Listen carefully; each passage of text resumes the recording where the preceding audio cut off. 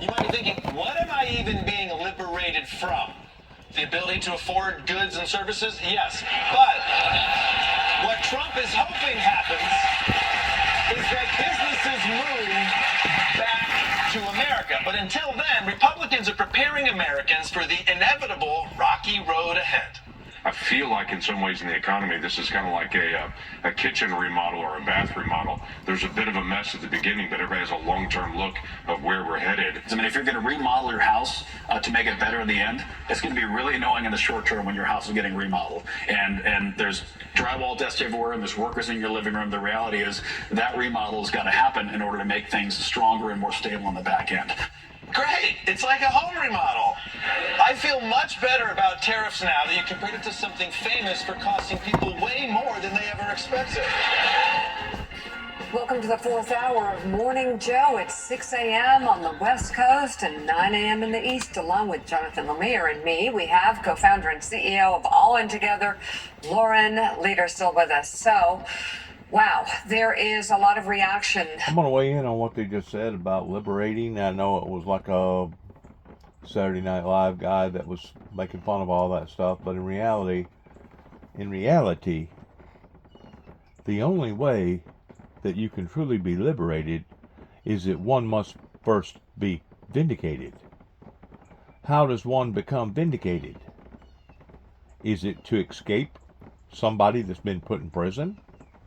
Could be, but then again, maybe not. The fact that you have vindicated somebody is the fact that you have proven your case. You have exploited the truth. You have told the truth about what had occurred. And rather not the humans down here, the Homo sapiens down here on the planet, want to acknowledge that as a form of vindication or liberation, will probably be up to the interpreter. Beauty's in the eyes of the beholder. Is the glass half empty or half full? The fact of the matter is, I have tried and tried and tried so desperately to tell these people that what they are attempting to do is basically beyond the principle of reality of seeing it come into check the way that they're wanting it to come into check as. Somebody thought that this was going to be a runaway train and put it on a runaway train course in thinking one thing, but now we're realizing something completely different. And you may be asking, what is he talking about? What is he talking about? What I'm talking about is whenever a movement happened on the planet Earth pertaining to COVID, one of the first things that I started listening to was a bunch of superstitious people because Walmart told everybody to stand 6 feet apart. That number, 6, resonated into the citizens' minds here in America to the degree, oh, this is a way of bringing in the mark of the beast. Oh, this is the way of transfigurating us and causing us to do something that the Bible has talked about us doing. You even had people fighting on airplanes of all places because people wouldn't put on a mask. You had people that was losing their jobs because of people wouldn't take the vaccine shot. You had total chaos during the time of COVID. In the meantime, you had over 1 million people that died because of the suffering that could have been eliminated. Now let's listen to some more of this, and then I'm going to get back to the point that I'm trying to make regarding a group of people that only wants to halfway do something versus going the full circle. And until you're willing to go the full circle in vindicating somebody about the truth, then obviously that person or that group of people or that entity will not be liberated. And I'm kind of like the talk show host. What are we supposed to be being liberated from? In going from paying this amount of money to now going to paying this amount of money because now of all the tariffs and all the chaos that's been rigorously not thought of, just kind of thrown out there to the American people, kind of like how that we had various people during COVID that was telling us to drink bleach and telling us to do all other kinds of stuff that was inappropriate when it comes to controlling a pandemic. You know, one of the main reasons why that there isn't a whole lot of material written up about the last major pandemic, which was the pandemic that hit long about 1816 or somewhere around in there, that was a major pandemic, is because people were so embarrassed of themselves after they got through getting through whatever it was that they was having to get through. They were so embarrassed about their actions and how that they felt and what that they done and etc. They didn't want to write about it. They didn't want it to be known. That's the reason why today that particular pandemic is still to this day not really recorded, and there ain't really a whole lot of material about it. I think it was the Spanish flu, is that correct? Reaction beginning to pour out to these tariffs, to this Liberation Day announcement that happened yesterday, but now today we're beginning to see it. Yeah, it has arrived. We've seen the markets overseas overnight. Wall Street now under a half hour until it opens. You can see the red on the board. Administration officials fanning out on some shows this morning defending Trump's tariff push. But American allies and adversaries are dealing with the fallout from the White House's new ranging tariffs, including on auto imports that went into effect at midnight. So far, markets around the globe have not been reacting well. NBC News Chief White House correspondent Peter Alexander brings us more. This morning, a historic escalation with President Trump launching his largest tariffs yet. And overnight, many countries vowing to respond after the president took his trade fight to nearly every nation in the world. It's our declaration of economic independence. In a flag-draped Rose Garden ceremony, the president announcing an across-the-board minimum 10% tariff on all trading partners except Canada and Mexico that already pay more. The tax on imports affecting everything from clothing and computers to TVs and toys. The president also imposing additional reciprocal tariffs on dozens of countries the White House says are ripping the U.S. off most. That means they do it to us and we do it to them. Very simple. China now facing a staggering new 34% tariff on its goods, on top of a 20% tariff already levied, and a 20% import tax on all products from the European Union. Those new 25% tariffs on imported vehicles also now in effect. And the president also ending exceptions for taxes on cheaper goods mailed into the U.S. that could mean higher costs for fans of retailers like Shein and Temu. The White House saying it's targeting the drug trade from China. The Treasury Secretary yesterday urging other countries not to fight back. Do not retaliate. Sit back.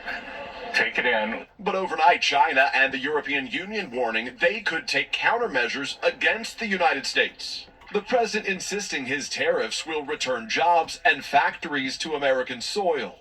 We will supercharge our domestic industrial base. But many economists say the president's actions are certain to cost consumers. The Business Roundtable, made up of some of the top U.S. CEOs, warning the new tariffs risk causing major harm to American manufacturers, workers, families, and exporters. But some farmers believe short-term economic pain is worth it. I don't think we do have a lot to lose. I think we only have something to gain. That was NBC's Peter Alexander with that report. And we have heard from President Trump this morning. He took to Truth Social just moments ago, wrote this: "The operation is over. The patient lived and is healing. The prognosis is that the patient will be far stronger, bigger, better, and more resilient than ever before. Make America great again," because nothing projects calm like all caps in tortured metaphors about surgery. Joining us now, Democratic Senator Cory Booker of New Jersey. And you know, if this would have been done after World War II, let's say that we got, our ancestors got things out of focus and America was this badly in debt, it may have worked then. It may have very well worked then. But today, with everything being so interchangeable and you got automobiles. It's part of it made in Canada, part of it's made in America, and sometimes that vehicle will go back and forth 2 or 3 times before it's fully put together. You got parts from China being put on American cars. You got parts from American being put on China cars. I mean, I could go on and on about how indiverted, I think that's the proper word that I'm looking for, that things are today in comparison to a global society that did not exist after World War II. Now, granted, we was dealing with certain countries that was coexisting, but not like today. Today, it has basically spread abroad, regardless on the Pacific or the Atlantic, whenever it comes to the alliances, that now we're dependent upon one another. And to go in and do something like this would actually cause more harm than it would good. And if it didn't necessarily cause harm to us, it would cause harm to others, which puts it in the category of it either being wrong or being evil. Either or, it's going to be bad, the way that they are attempting to resolve this 36 trillion plus all these jobs, 90,000 plus factories that's been shut down just within the past 25 or 30 years since the Reagans and the Bushes done what they done towards projecting the planet off into the left direction versus the right direction. This is all in exchange towards a spiritual cover-up that certain politicians and probably even preachers, I don't know, thought that they was going to be able to do and get away with, and now you're seeing the results of. I was seeing things last night on TV pertaining to MSNBC. I don't forget the girl's name now. I think she's from New York, got real short hair, and she was talking about different islands that Donald Trump was putting tariffs on, and some of those islands didn't have but 500 people on them. 500 people. Now you're going to tariff this group of people, 500 people, pertaining to the on the Senate floor, pertaining to the giant that's finally awakened. Well, it's one thing to awaken, and it's one thing to cause that much more harm and hurt. United States yesterday in the Rose Garden. So let's just start most simply. Your reaction to these tariffs and what could be sparking a global trade war. How is that going to impact Americans? Well, most Americans who voted for him or putting their trust in him to do what he said he was going to do, which was going to be lowering costs for Americans. Before he did this, we saw inflation go up. We saw costs go up. Across the board, people were economically hurting because of the 73 days he had in office, including seeing the stock market go down so much that 401k plans were losing on average hundreds and hundreds and hundreds of dollars. And so now he's added injury to injury by doing tariffs that, picking the most conservative estimates, is going to add between $3,000 and $4,000 of costs to the average American families. He is betraying people who put their trust in him. We know our history from the Smoot-Hawley Act all the way to the current time, that launching trade wars against our allies, launching trade wars globally, it's only going to escalate, and ultimately the losers are going to be Americans who are already struggling with overly high prices. Exactly. So, Senator, we're already seeing the response from overseas, despite the Treasury Secretary's words of advice to foreign countries saying, hey, just sit back, don't retaliate. That's precisely not what's going to happen. It seems like most of these governments have already said, well, we are going to hit back. How do you see this spiraling? Well, you know, it's going to continue to spiral until we, the people in this country, say enough is enough. 73 days, and this man has done things to increase our prescription drug costs. This man has done things to make healthcare less accessible, not more, with his attacks on the Affordable Care Act, the portals in which people register. This person is doing mass layoffs of veterans. the president that has now the record in American history, at least modern American history, for laying off veterans, many of them in the VA, thousands and thousands of folks who were serving other veterans. What this guy is doing to Social Security and undermine the ability for people to connect with that vital agency for their checks that they rely on. What this man is doing right now with the bill that's coming towards us to gut Medicaid, something that parents rely on, that children with disabilities rely on, with birthing mothers relying on, and also our seniors. In every way already he's been causing chaos to our economy, hurting people. But now this is something like we've never before seen in my lifetime. A president launching a trade war that's going to spiral in ways that every day are going to add costs to Americans. Prices are going to go up. The hardship is going to go up. And maybe he won't feel it, or people like Elon Musk won't feel it, or his cabinet, which is dollar for dollar the wealthiest cabinet we've ever had. They may not feel it. But the families in New Jersey are going to really hurt. The people that have been struggling in this country to make ends meet are going to really hurt. The people that are doubling and tripling up in their housing, moving in with people because their rent is about 50% of their income, they're going to really feel it. This is not right. It is wrong. And more people need to start speaking out. So, Senator, there have been... And if it's wrong, it's the opposite of good, which is bad, which is evil, towards bringing destruction into people's lives. Members of the UAW, the Autos Worker Union, they were there. That's a constituency the Democrats have largely counted on. So talk to us about how your party should have the conversation about these tariffs and thread that needle.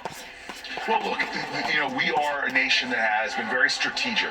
Presidents before this one were very thoughtful, very strategic about using this like a laser, being very precise in the application of tariffs as it affects us. This president's not doing that. He's coming in with a sledgehammer and really taking a smashing to our overall economy. Our economy's in a very difficult place right now.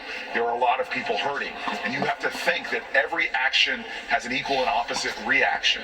And so, yes, there is a place for tariffs. We've seen that throughout the presidents of recent, Republicans and Democrats, who've often done these things in a thoughtful, bipartisan manner. But that's not the way this president operates. He doesn't come to Congress. He doesn't work with a deep analysis of how his actions are going to impact people, everyday people. His callousness, his lack of empathy, the hurt he's about to put on with families that he's offering no reprieve to.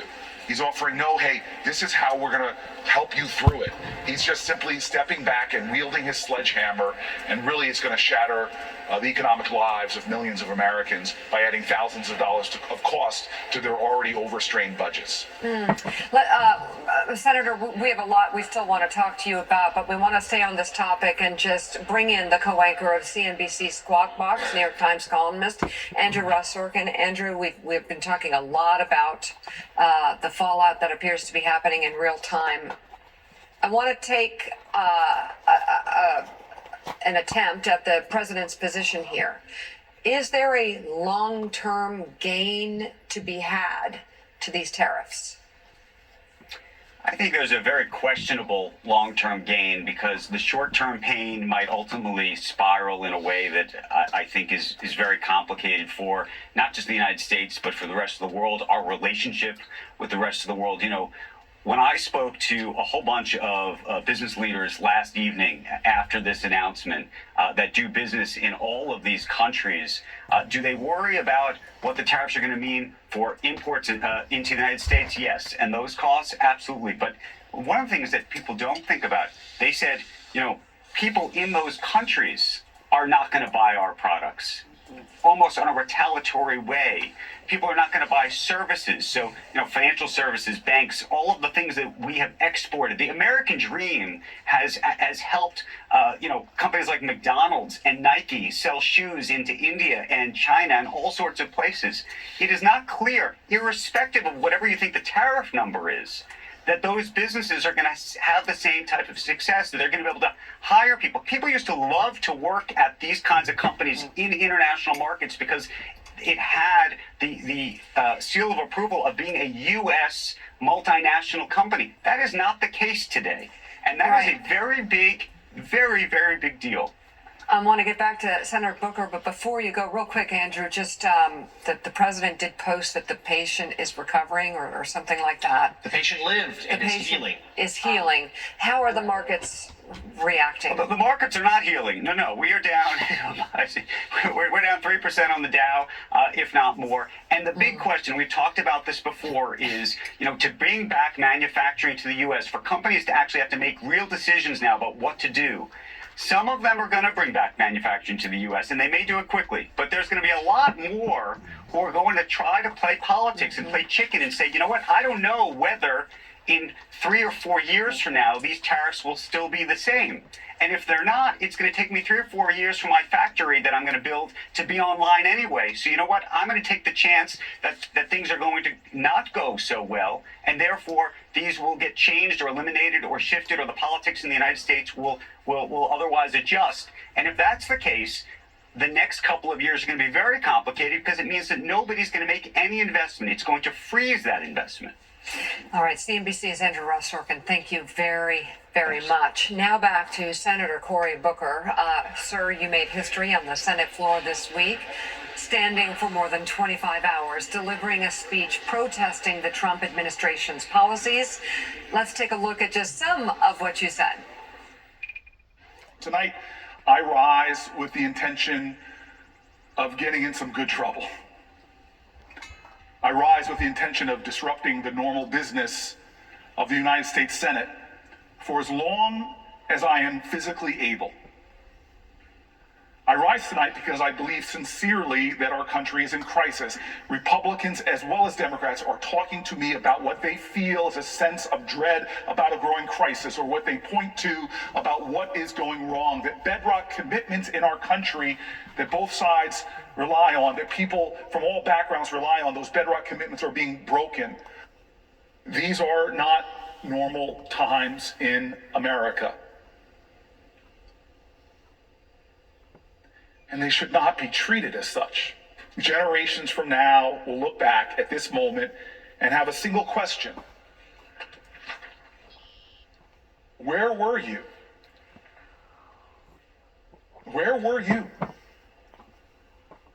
when our country was in crisis, and when American people were asking for help? Help me.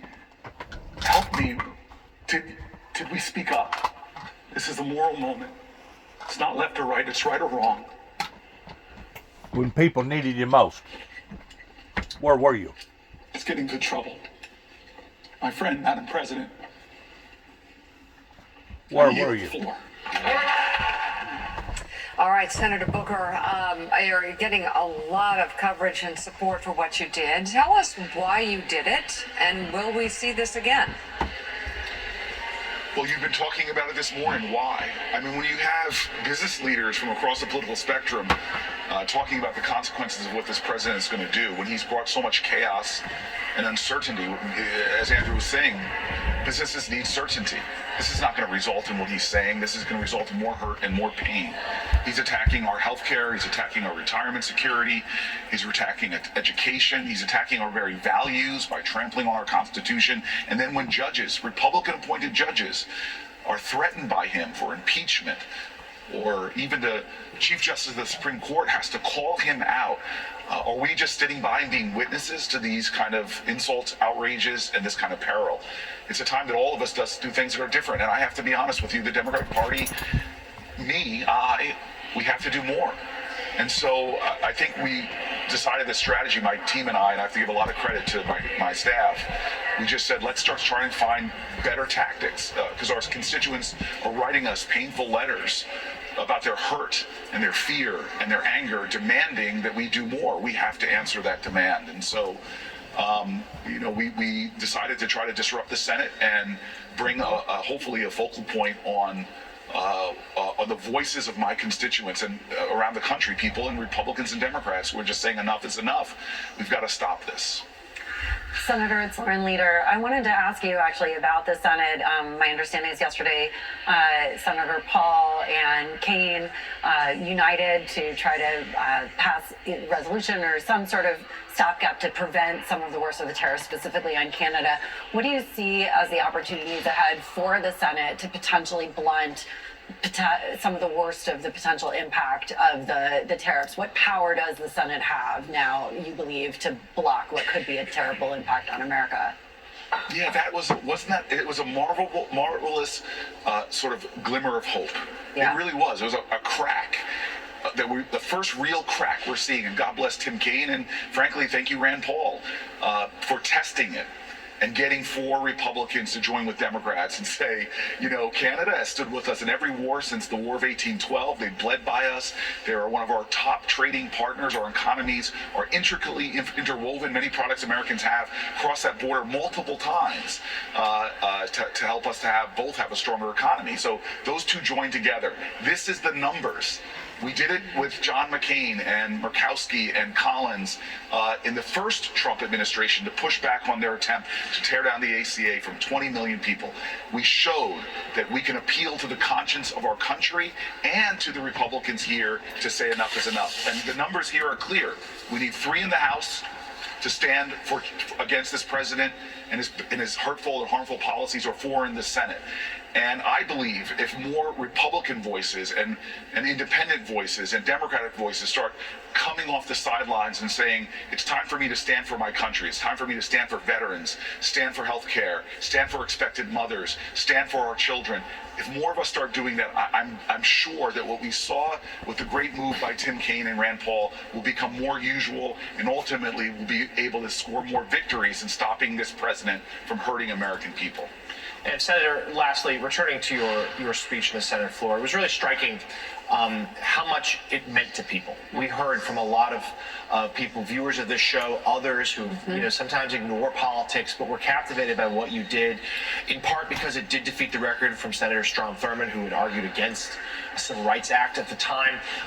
Tell us about what you've heard from your constituents, from other lawmakers, from average Americans, about what you did meant to them. A lot of the voices that we read, the stories we read, we've been hearing from people that what they liked about it was that we elevated voices that are often not heard on the Senate floor. And that is so important.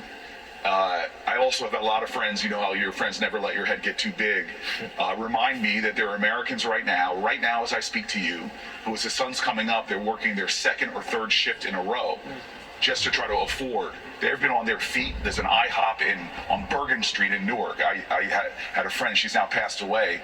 We called her Mama Tasha because she was one of the best servers you can ever imagine, and often a counselor to her customers.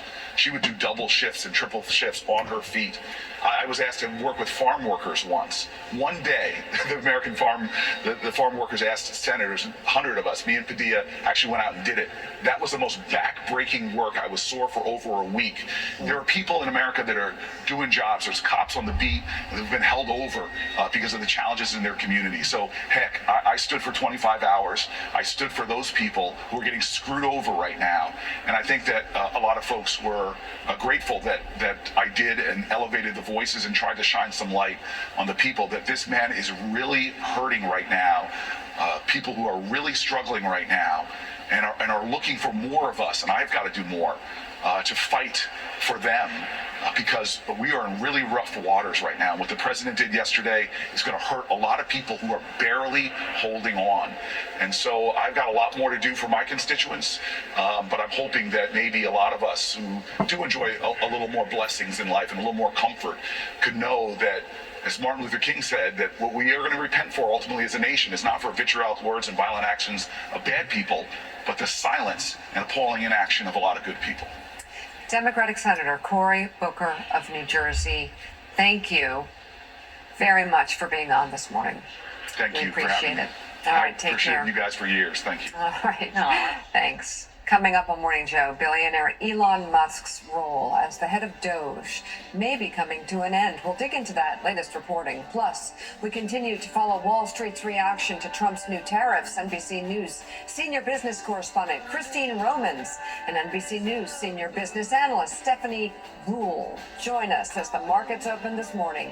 That's all ahead on Morning Joe.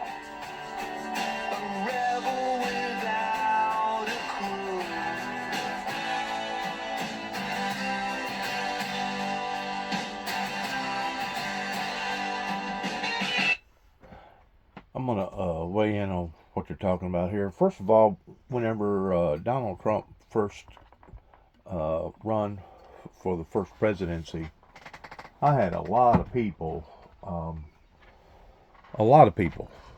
that basically looked at Donald Trump towards him being nothing but a rebel riser. I don't know for sure the right category of putting a rebel riser in that category. There was people even during the Civil War that wanted to take leadership positions and basically fell completely on top of their faces. We're in a time right now that is unlike any other time that America has ever been in regarding being $36 trillion in debt. And to shoot ourselves in the foot, or to shoot ourselves in the head, per se, and going about doing this the way that he's wanting to go about doing this, as far as punishing this one and that one and that one and this one to make up for lost time, basically crawfishing and trying to make up for lost time, I think is impossible. Oh, it can be done. It can be done over a period of years, over the period of lots of sacrifices, because you know good and well, whenever times become hard, your laws basically become ineffective to the degree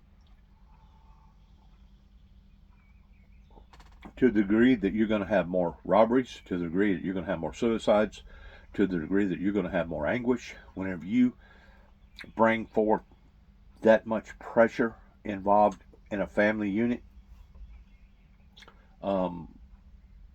regardless whether you want to call it greed or selfishness, you'll have one parent or the other that will be jealous of the other one because that one's getting his way and this one over here is not, and this one wanted a four-wheeler and this one's not going to be able to get the four-wheeler, or vice versa, and it causes strife in the family. It causes strife in the communities. This is one of those nanny boo-boo moments that I have said all along that it couldn't be done, especially the way that Donald Trump is wanting to do it, pertaining to going in and ripping and tearing and ripping. Now, there's no doubt. What do you want? What do you want? You want to be on camera too, huh?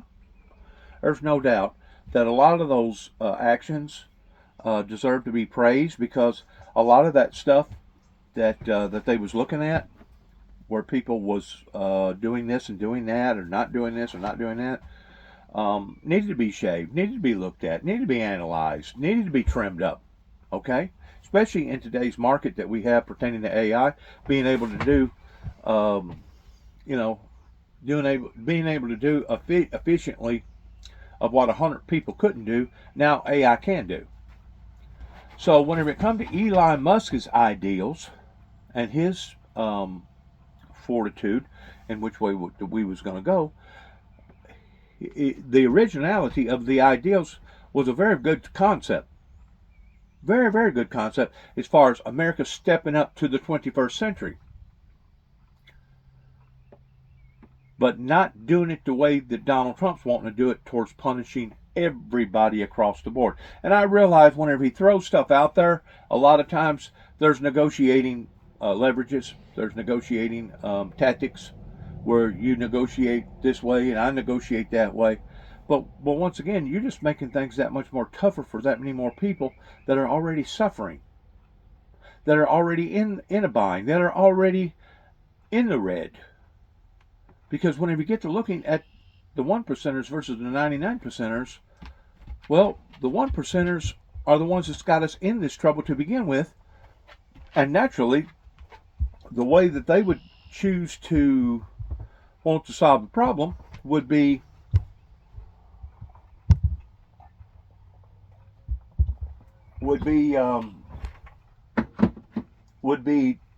so that the hases would continue to have what they have, while the has-nots continue not to have even that in which what they already have. especially whenever it comes to eating the crumbs that fall from the master's table. Now, there's no doubt, after World War II, our ancestors done a remarkable job, and I don't think nobody, regardless of how anti-American that they are, can look at the progress that our ancestors done towards making toasters, microwaves, making ice boxes that was a whole lot more convenient, building bridges and roads and making cars and I mean, we was huffing and puffing and blowing and smoking and we were doing great until the Reagans and the Bushes wanted to get the cart in front of the horse and start competing on a wide world global level. Well, in the meantime, while we had people over here that was averaging, let's say, $15 an hour, you had people still at that time in a lot of your third world countries, maybe not so much today, but was barely making $2 a day. What an offset. What an offset. Whenever you have the average person making $15 an hour versus somebody making $2 a day working in a sweatshop somewhere making Hanes underwear. So the concept was a good concept, but they went about it in the wrong way to the degree that they basically got the cart in front of the horse, as my granddaddy used to always say. And there was no way of us competing that way. That's whenever all the retailers, starting out with the Waltons, started saying, well, you know what, we don't have to go down here and buy this product down here for this factory. We don't have to go up here and go to Kelwood and get these PJs that's made in Greenfield or Rutherford or wherever. We can go overseas because we can see what they're offering, see what they're going to produce, and we can buy the product and put it on the shelf for a fraction of what it would cost paying somebody $15 an hour and us having to pay this high price of being able to put this stuff in retail. Nobody can deny that that's exactly what's happened in the past 30 plus years. And it's really sad to think that a group of people that was engaged in that didn't think that one day the piper was going to have to pay Peter, and Peter is sitting there with an empty bag, and he ain't got no way to pay back the money that he's already borrowed or done with. It's similar towards what that the religious leaders around here thought regarding myself being anointed by God with the Windmill Ministries missions, of them thinking, well, if we make things tough enough on him, if we don't support him, or if we persecute the poor, you know what, eventually he'll give up this quest and he'll walk away with his tail tucked between his legs, and we won't have to worry about him again. Well, it sounds good in theory, doesn't it? And the fact of the matter is, I have been slapped around quite often, beginning in 1989, whenever the ministry first took off, up to New York, up into the boroughs, up into Washington, D.C., etc. Actually went on 3 different crusades the same year in trying to stop that in which what they was trying to stop, that they didn't have no right in stopping. But it was very obvious, beginning at the top, beginning with Homeland Security, beginning with the President of the United States, Mr. Bush, at that time, that they didn't want this to occur. They wanted me once more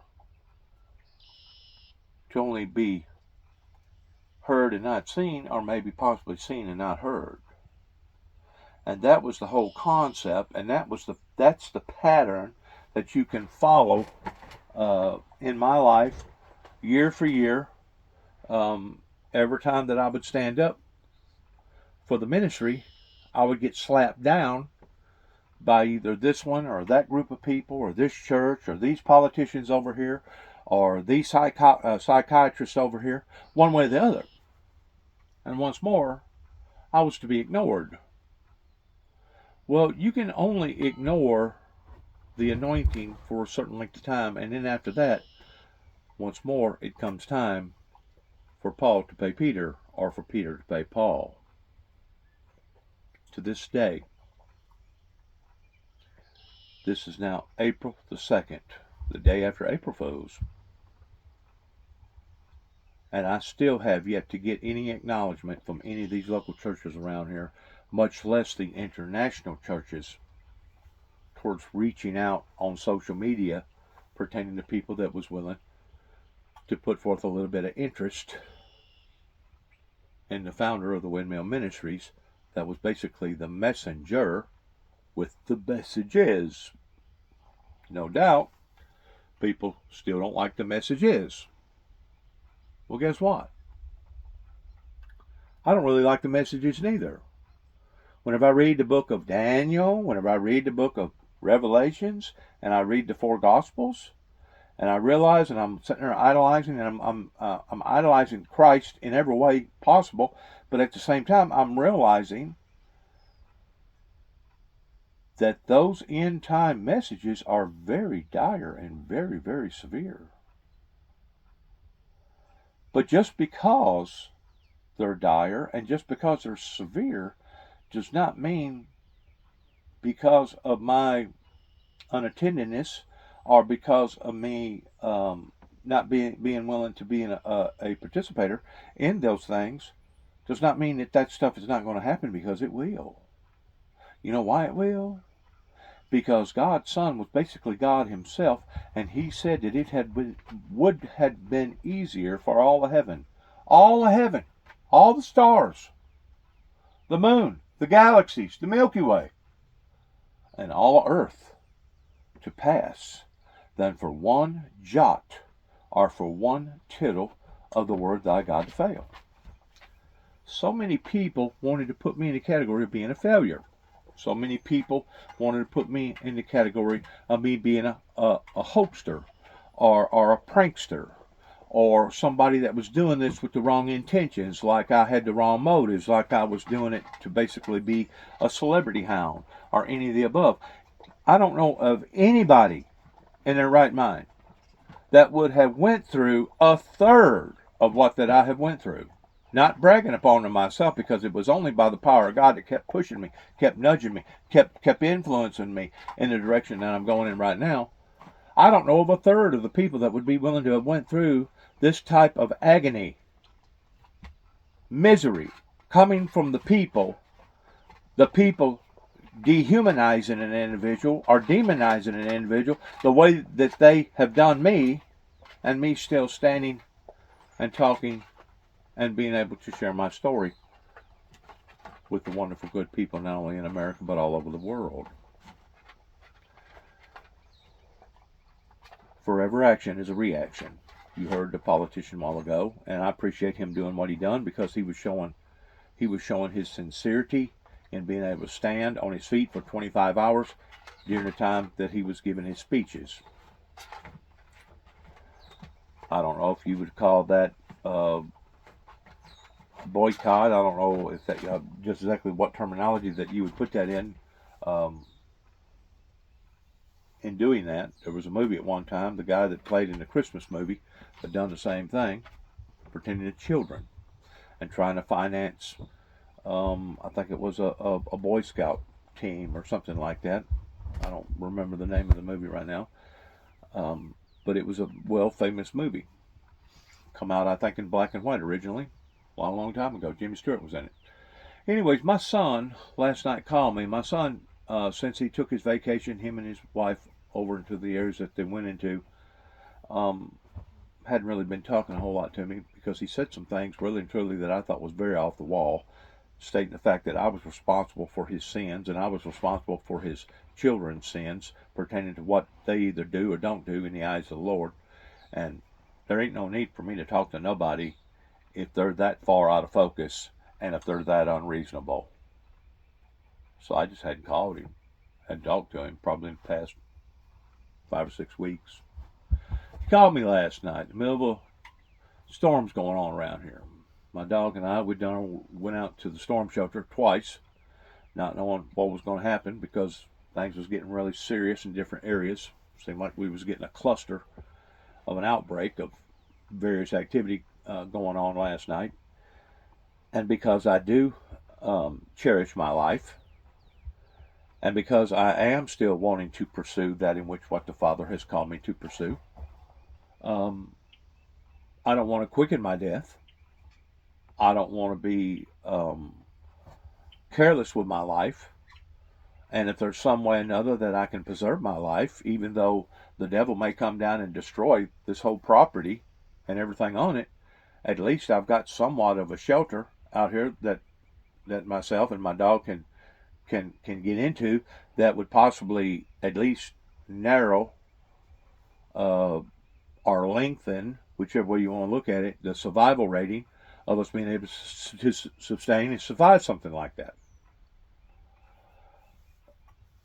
In the process of my son calling me, I was about halfway asleep.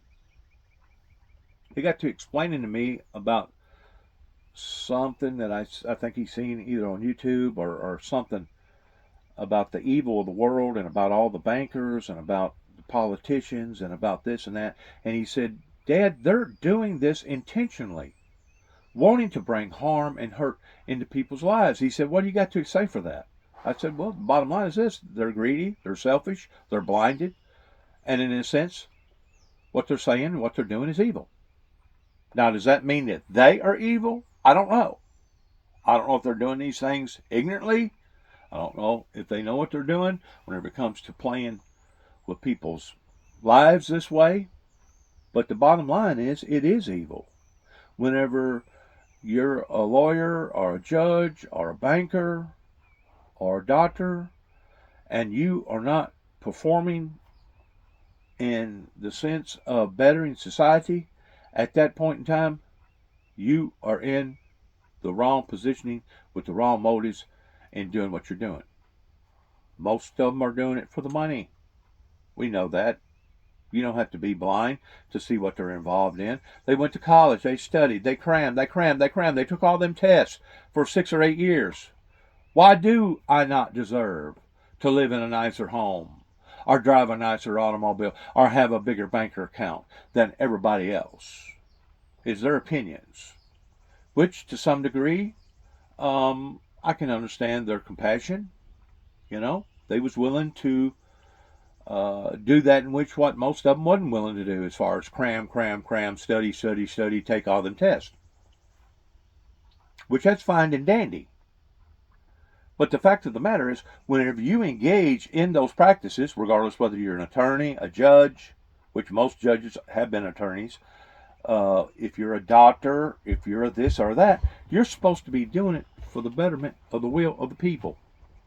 You're not supposed to be doing it for your own self-gratifications. You're not supposed to be doing it so that you can drive a nicer car. You're not supposed to be doing it so you can live in a better house. But we can see where people has done that again and again and again. Not all of them, but a great deal of them has done that for that purpose. And we see what type of fit that they throw whenever their lifestyle feels crunched a little bit, or they feel in jeopardy towards losing some of that. The only way that I can foresee in being able to straighten this mess out, as I have stated before in some of my other work, is that I did not participate in this year's election, presidential election, or last year's presidential election, rather, because I could foresee, looking through the smoke screen, that there was no way to be able to straighten this mess out in a practical form, especially the way that the businessman wants to straighten it out, without it causing that much more harm and hurt. And rather than being a solution to the problem, it becomes the problem. It's kind of like the patient needs to have a leg cut off, or the patient needs to lose 30 pounds, and the only way the doctor can figure out, well, how can I lose 30 pounds off this patient before this patient dies, and you cut the patient's leg off, and the patient still dies anyway because the patient bled to death. There is a reason why that the statement is that you have cut your own noses off to despite your faces.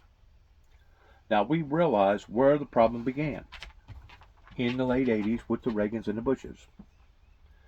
We can identify that a lot of people have been blessed tremendously, worldly, regardless whether it was Joe Osteen or people like Joe Osteen, that's got all this money and all these assets and all these planes and all these jets. Kenneth Coleman, all them other different ministers in there, that as far as I'm concerned, they're rank. As far as I'm concerned, they're bogus. As far as I'm concerned, they're fraudulent. Of course, they may think the same thing about me. There must be some reason why that I still to this day, after 30 plus years, don't have supporters. There must be some reason why to this day that I don't have a congregation that is helped to build the Windmill Ministries, even though knowing that the Windmill Ministries has always stood for grace and love and peace and all the other things throughout the Bible. Looking back just within my lifetime, I can see where various ministries has come forth to where people put aside their integrity to some degree and put aside their pride and said, you know what, we're going to support this ministry. We're going to support what this ministry supports. Regardless whether it's PTL, regardless whether it was Pat Robinson, regardless whether it was Oral Roberts, regardless whether it was Jimmy Swaggart or Billy Graham or Joel Osteen. Whenever you have a group of people that can't see the trees for the forest, and they're still going down this path of doom and gloom, there is no other alternative to figure out the answer to other than they must be doing this because of either pride, stupidity, or they're doing it intentionally. I'm not God. I don't know what's going on in people's minds. I don't know what's going on in people's hearts. But I do know what's going on. Matter of fact, there's lots of us that knows what's going on. My neighbor, speaking to him about 2 days ago over the telephone, some way or another it come up about me, and he said, well, Jimmy, you're a legend. Everybody knows you. And my response was, yeah, but in a bad way. He goes, I don't know about that. He goes, but you're a legend. And I'm thinking to myself, well, you know, it's funny, if I'm a legend, how come I haven't seen any flow coming back as a legendary figure towards being able to market my testimony or market my life or market the things that I stood for, and people actually being willing to stand with me or to at least partner up with me in that regard. So I hear these great words, Juby, you're a legend. But once more, I don't see the benefit of it. And if this is what it means to be famous, to the degree of being degraded, basically dehumanized to the point of being humiliated, well, I don't know of nobody that would want that type of legendary reputation to live by.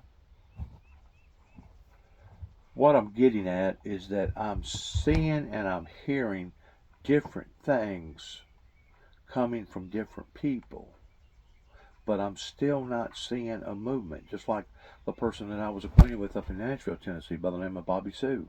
Bobby Sue had lots of money. She had I think altogether 10 or 12 houses in downtown Nashville that she was renting. Had 100-something acres next to Lynchburg, Tennessee, down by Jack Daniels. She could have invested some money in me. She didn't. I know of other families around here that are well off. Some a little more than others. I've actually taken my material in one person's home and put 3 boxes together and went into their house and laid it on a coffee table and said, this is the proof that I've been telling y'all about all the adversity that has happened in my life. And at the end of the day, they still claim that they want to be friends with me, but wasn't willing to support me, wasn't willing to help me out, wasn't willing to believe in me. I'm talking about the same group of people that I basically prevented toward running over a dog last year, that I bumped into somebody, a bumper just a little bit, just a tad, and the next thing you know, they turn it into their insurance company turns it into my insurance company, and now I get penalized by my insurance being jacked up. Which, you know what, that's the way it goes. If you don't have a clean slate with these insurance companies, they don't mind poking it to you, man. They don't mind gouging it to you any and every way that they can, which actually speaks volumes about that type of mindset. But the very people that that this lady took her car to have the bumper fixed, is the very people 30 plus years ago pertaining to the Russums over here between Kenton and Rutherford that swore and bedamned whenever all this occurred in my life in 1988. Because there was a lot of people that knowed about those 9 tapes that went to the White House, other than the people in the White House, locally around here. Swore and bedamned that I would commit suicide. And it wasn't that they was expecting me to commit suicide. They was wanting me to commit suicide. Because they knew my dad, and they was so full of negativity that would have been a blessing to them if I would have taken my own life. Well, there's been a couple times in my life that I've come close to the edge. One time, I looked at the situation and I said, no, I'm not going to go there. There was another time that I'd actually lost consciousness to the degree of being in my own frame of mind, especially after my brother had died. And basically, the professional people here in Weakley County actually was driving me to that point after an attorney my brother and I had hired an attorney by the name of Mr. Brown in Union City. He failed to let me know whenever my trial date was coming up because I was still in grief because of my brother's death. Next thing you know, gives the right to the higher courts of putting out a warrant for my arrest, even though it was my brother and I that wanted to go to the higher court. They come down here and arrest me, and the next thing you know, my property has been taken over. I'm in a very, very precarious situation, and I want it out. You know why I want it out? Because I was pushed off into an area that I didn't want to be in. This was after me losing my only remaining living sibling. That his death, even to this day, is one of the worst deaths that I've had to try to get over. And you never really get over anybody's death. You just learn to live with it. But out of my mother, my dad, my 2 older brothers, my grandmothers, my grandfathers, and all my cousins and aunts and everybody else that's been associated with my life that I had somewhat of a relationship with, it was my youngest brother that nailed me. That hit me in an area that I didn't think existed in my heart. I didn't think that existed in my mind, but it did. After his death is whenever COVID hit, and I reached a state of loneliness or being desperate to the degree of having depression that I didn't even want to get out of my house and go get groceries. And to be quite honest with you, there was times I didn't even want to get out of the bed and even go to the bathroom. Everything was going on pertaining to COVID. People was dying. People was trying to influence people towards drinking bleach. Nobody had any answers. We had the professional team up in the White House at the time that didn't know their asses from a hole in the ground. And as far as I'm concerned, some of them people need to be held accountable for their actions, especially dealing with the medical industry. But that's neither here nor there. I finally said to my son last night, I said, son, we live in a country where they're willing to eat their own. And I guess I should have elaborated a little bit further on that, pertaining to using a wild animal as an example, or even domesticated animals, because we used to raise pigs, we used to raise cows, we used to have horses, we used to have chickens and everything else. We farm 500 acres out here.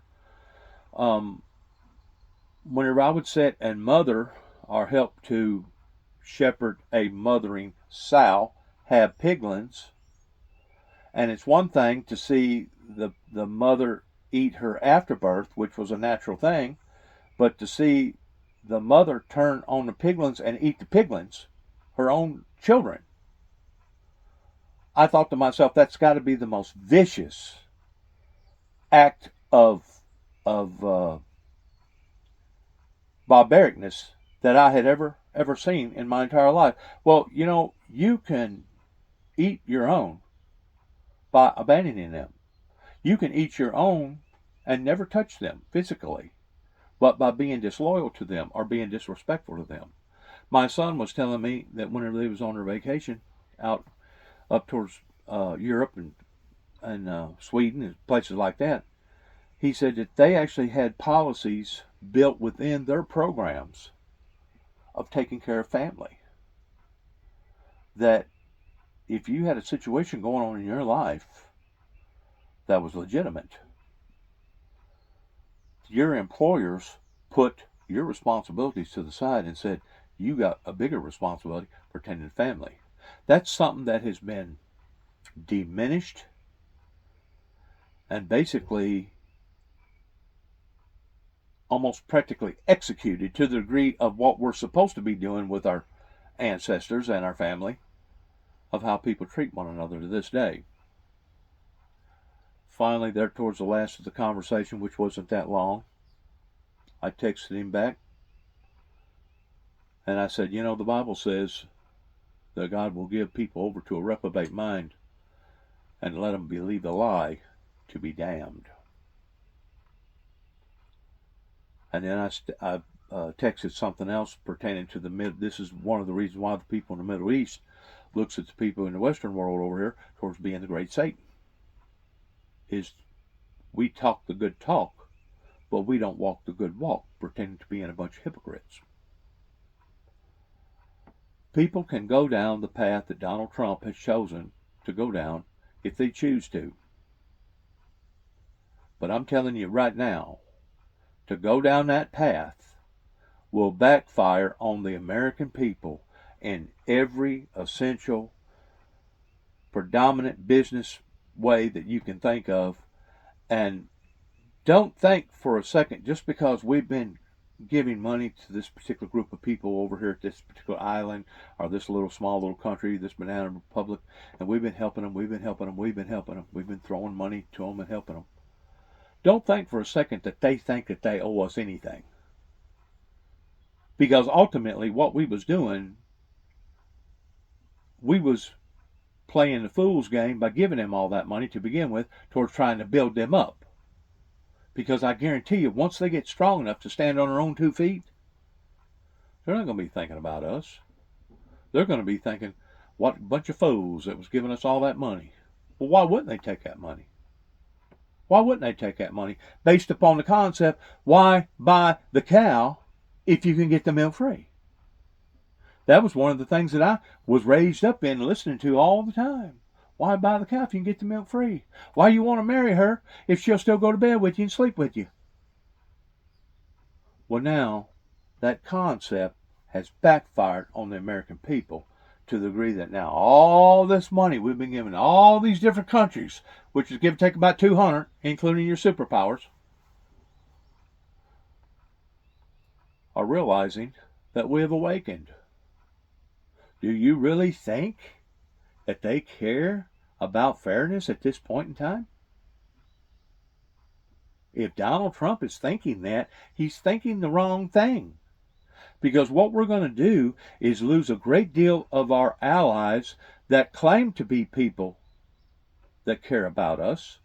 And just like somebody said last night, I think it was from Canada, but I ain't for sure. She stood on a podium and said, you don't treat your friends this way. Now, it's one thing if you have been a fool, or you have been naive, or you have been negligent in doing the wrong thing pertaining to business sense.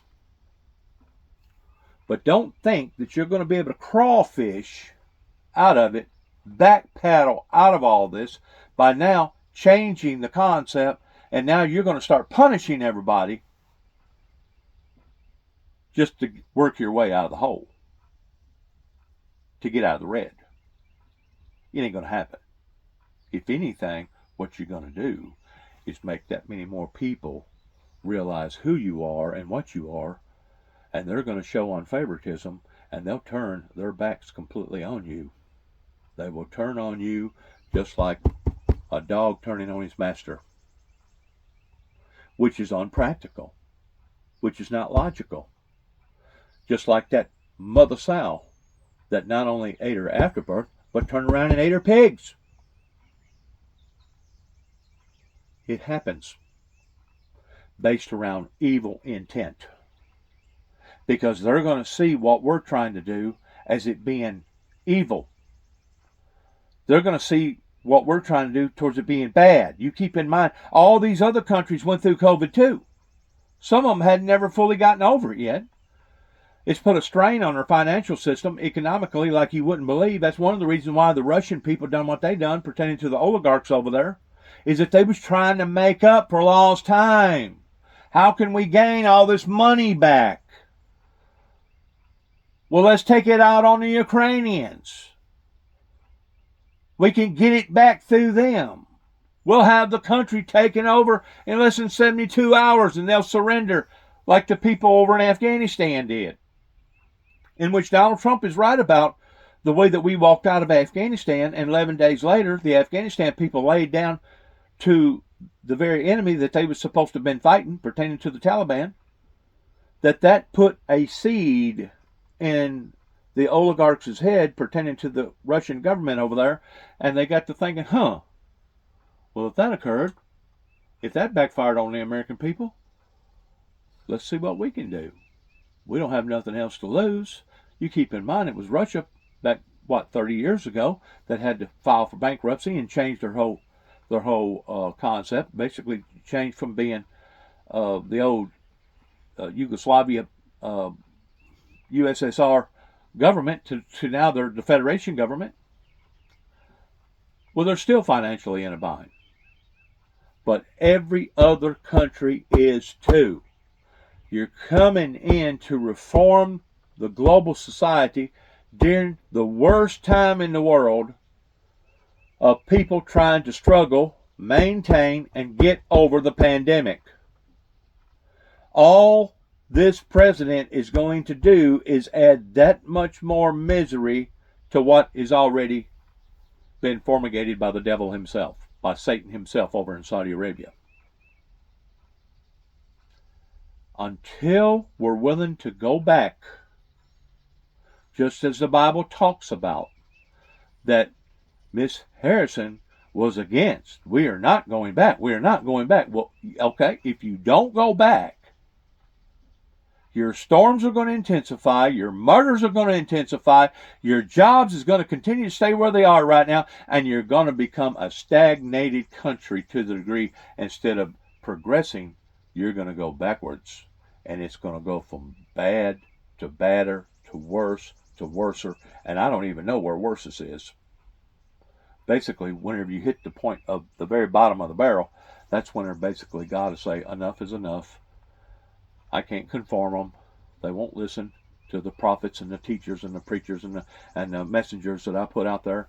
The best thing to do is just gather up what's already out there, and count your losses and throw this thing off into great tribulation, just like he said that he was going to do. I don't know if people realize this or not, but right now there are some phenomenon things going on the planet that NASA and other professional scientists have begun to notice pertaining to these anomalies that's happening, that where the planet is heating up from the inside out, or the planet is breaking apart. Continent, like the continent over there in Africa, is actually separating. I don't know if people have been keeping up with the things that are going on the planet right now, but basically this planet is going to turn into another burning star while we're on it. And a great deal of the activities towards what we have been doing to the planet, as far as draining all the oil out of the ground, is a big contributor to that. We have brought this upon to ourselves, pretending to see all these storms breaking out the way that they have, because of the upper atmosphere being hotter than what it should be, because of draining all the oil out of the ground. It's unbelievable in how that we have put ourselves into a corner, and now we're still not willing to do the proper and right things in allowing for the Heavenly Father to work with us to get us out of that corner, to get us out of that storm. Because that's going to be the only way that humanity is going to be able to save itself. Other than that, we're going to see that much more suffering, that much more endless pain, and that much more, basically, retribution that we're going to be bringing down upon to ourselves. Why? Because you wasn't willing to listen. It goes back to the same messengers that had the same messages back years ago, going all the way back to the message of Noah whenever God destroyed the old world, that scientists can prove now today, towards finding fossils and etc. up in the top of like 14 to 20,000 feet above sea level in the Rocky Mountains, finding fossils that only come from places in the ocean. Starfish, stuff like that. The senator, I think it was a senator, may have been a congressman, that's still on his feet for 25 hours, I admire. He's putting forth the only thing that he knows to put forth on a legal perspective of still trying to get his message out there. In comparison to a 25-hour standoff, has people even been willing to give an hour? Is certain people even willing to give even 60 seconds of their lives? You know, I've made video after video after video after video after video, and I've spent endless hours. You're more than welcome to look at my YouTube channels and my Facebook channels of how many endless hours that I have spent. I think in total something like 5,000 videos, and I still get no response. To me, no response is a bad response. Just like Christ said, those who was not for me is against me. No in between, no gray area, no lukewarm area. You was either for Christ and for Christ's teachings, or you was against Christ. Now a lot of people think, well, because I stick my hands up underneath my hips and I take my head and I put it down in the ground like a ostrich, being non-active means I'm really not against and I'm really not for. Well, your actions speak louder than your words, because in actuality, what you do is a contrast to what you don't do. And if you haven't done it, it speaks volumes about who you are, that you wasn't willing to stand on your feet for 25 hours or for 24 hours or for 23 or 22 or 20 or even an hour. So whenever all this falls in everybody's laps, to the degree that we have basically cut off our own noses to despite our faces, please, please do not come to 291 Thompson Road, Sharon, Tennessee, zip code 38255, moaning and groaning and whining, because I'm not going to hand you a pacifier. Now, you can get in the floor and you can scream, yell, kick, stomp. You can throw one of the biggest fits that you want to. But at the end of the day, you ain't going to change a thing until you become united. United we stand, divided we fall. There's strength in numbers, but I ain't seen them. I've been trying to rally the people now for 30 plus years, and I ain't seen no results other than negative ones. Let's go back to the recordings here for what's going on in the news. I've said what I needed to say in the way that I needed to say it, I think. And whether or not people can feel my sincerity about all this, that'll be up to them. Once more, you can only lead a horse to the water trough, but you cannot make him drink. As I told my son yesterday in our quick little discussion while the storm was brewing around here, this is the reason why the people in the Middle East look at the people in the West and say they're the great Satan. Now, we can point our fingers back at the people in the Middle East, or Afghanistan, or Pakistan, or Russia, or China, or all them other different areas, and say, you're the great Satan, you're the great Satan.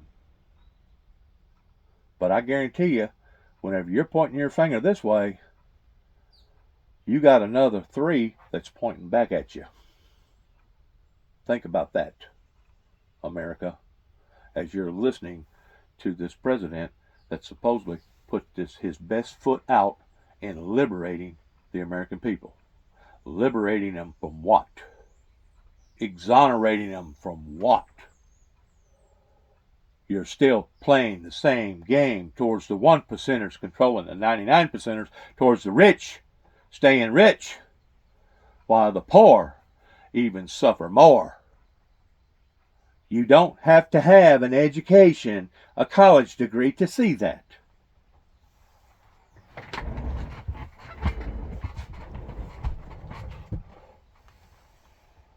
Things are made and how trade is impacted by parts, not always the whole. I want to get your reaction to what the Treasury Secretary told NBC about the concerns that this is going to lead to higher prices for all of us. Watch.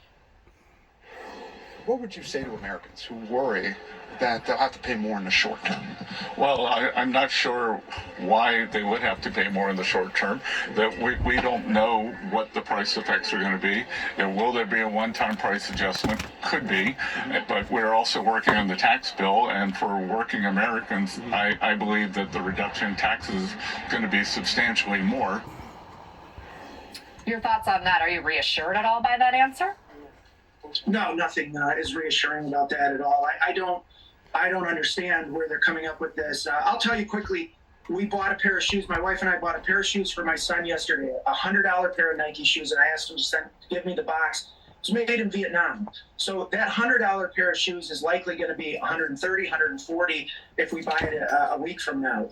So I don't know what he's saying, that prices aren't going to go up. How could they not go up if 50% tariffs on a country like Vietnam, similar to our Asian trading partners, prices are certainly going to go up, and I don't see any relief from tax cuts. And you mentioned shoes. Almost all shoes are imported, according to a centrist think tank. Let's talk more about the auto industry, because that impacts your community so deeply. We know folks in that industry in Michigan have seen struggle for decades. The Washington Post recently talked to a Stellantis worker in your city who said this in anticipation of the tariffs, and I quote here, "I do think they're an excellent bargaining chip, especially after watching the aftermath of NAFTA gutting us like a fish. I've seen us lose so many jobs. If you're asking me if I'm willing to have a little short-term pain, well, we've already had long-term pain. Nothing has been benefiting us." Mayor, what do you say to people in your community who say it's time to shake things up and maybe these tariffs are the answer? Yeah, look, we have a very strong manufacturing base in Sterling Heights. We have 4 large automotive plants, as I said, countless suppliers as well. So if this is going to bring American manufacturing back, then cities like Sterling Heights will benefit from that. But we've been through processes of opening automotive plants that were slated to be shut during the Great Recession. That process took years and years to get those new products online. These car companies have invested billions of dollars in these supply chains that they have, and they're able to compete globally because of the costs are being able to be held down because of it.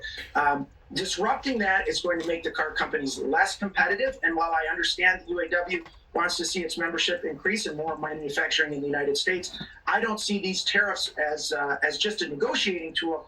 This is going into effect, and it's going to have devastating impacts on our local economy, including layoffs of UAW workers. So I respectfully disagree. Mayor Michael Taylor of Sterling Heights, Michigan, I really appreciate you coming on to share your insights or perspective on this. I hope we can be in touch as the ripple effects from this announcement end up unfolding. Thank you so much. Thank you, Aaron.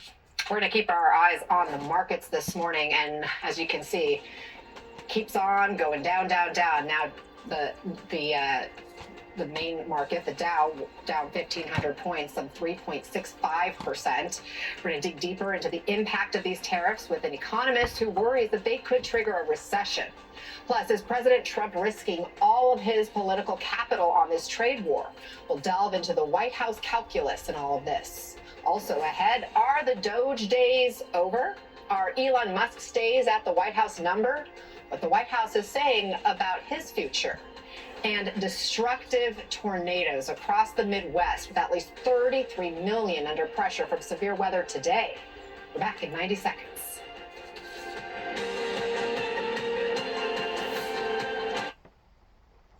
And just imagine Doge will be used as the government's scapegoat by them blaming all this chaos on Doge by saying, well, it was Elon Musk that done all this.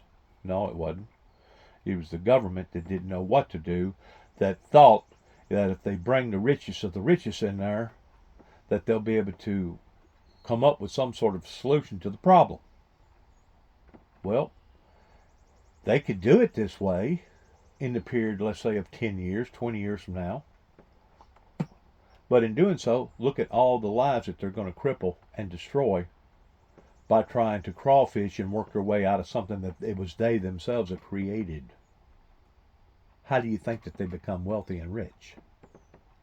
Think about that for a second. Back with more of the fallout from President Trump's massive tariff rollout. For a president who won office in large part because voters trusted him more on the economy, he is now putting his political capital on the line. Voters are waking up this morning to a cratering stock market, hits to your 401ks, warnings of a potential recession, and sticker shock on just about everything. Joining us now, NBC News senior politics reporter Jonathan Allen and Amy Parnes, senior political correspondent at The Hill. And together, big news, guys, they are out with this new book this week. It's on the 2024 campaign, Fight Inside the Wildest Battle for the White House. First, congrats on the book, guys, and so exciting for both of you and to have you on, and we'll try to talk about that in just a moment. But I want to just start on the economy because of what we're seeing this morning, the breaking news we've been talking about. Trump promised these tariffs really all throughout the campaign, over and over on the campaign trail. So not shocking, it shouldn't be at least, but the reality is now setting in. And if you take a look, this is Trump's hometown tabloid paper, the New York Post, and on the cover, big words, World War Fee. Jonathan, how risky is this moment politically for President Trump and the Republican Party? It's incredibly risky for both of them. You made a great point on it. He campaigned on this. In fact, he has believed in tariffs as an economic philosophy and a protectionist view of the world for decades. And he's finally implementing what he has always believed would be the best thing for the American economy. And his bet is there will be short-term pain, but in the long run, things will be okay. John Maynard Keynes, the economist, I believe, is the one who said, in the long run, we're all dead.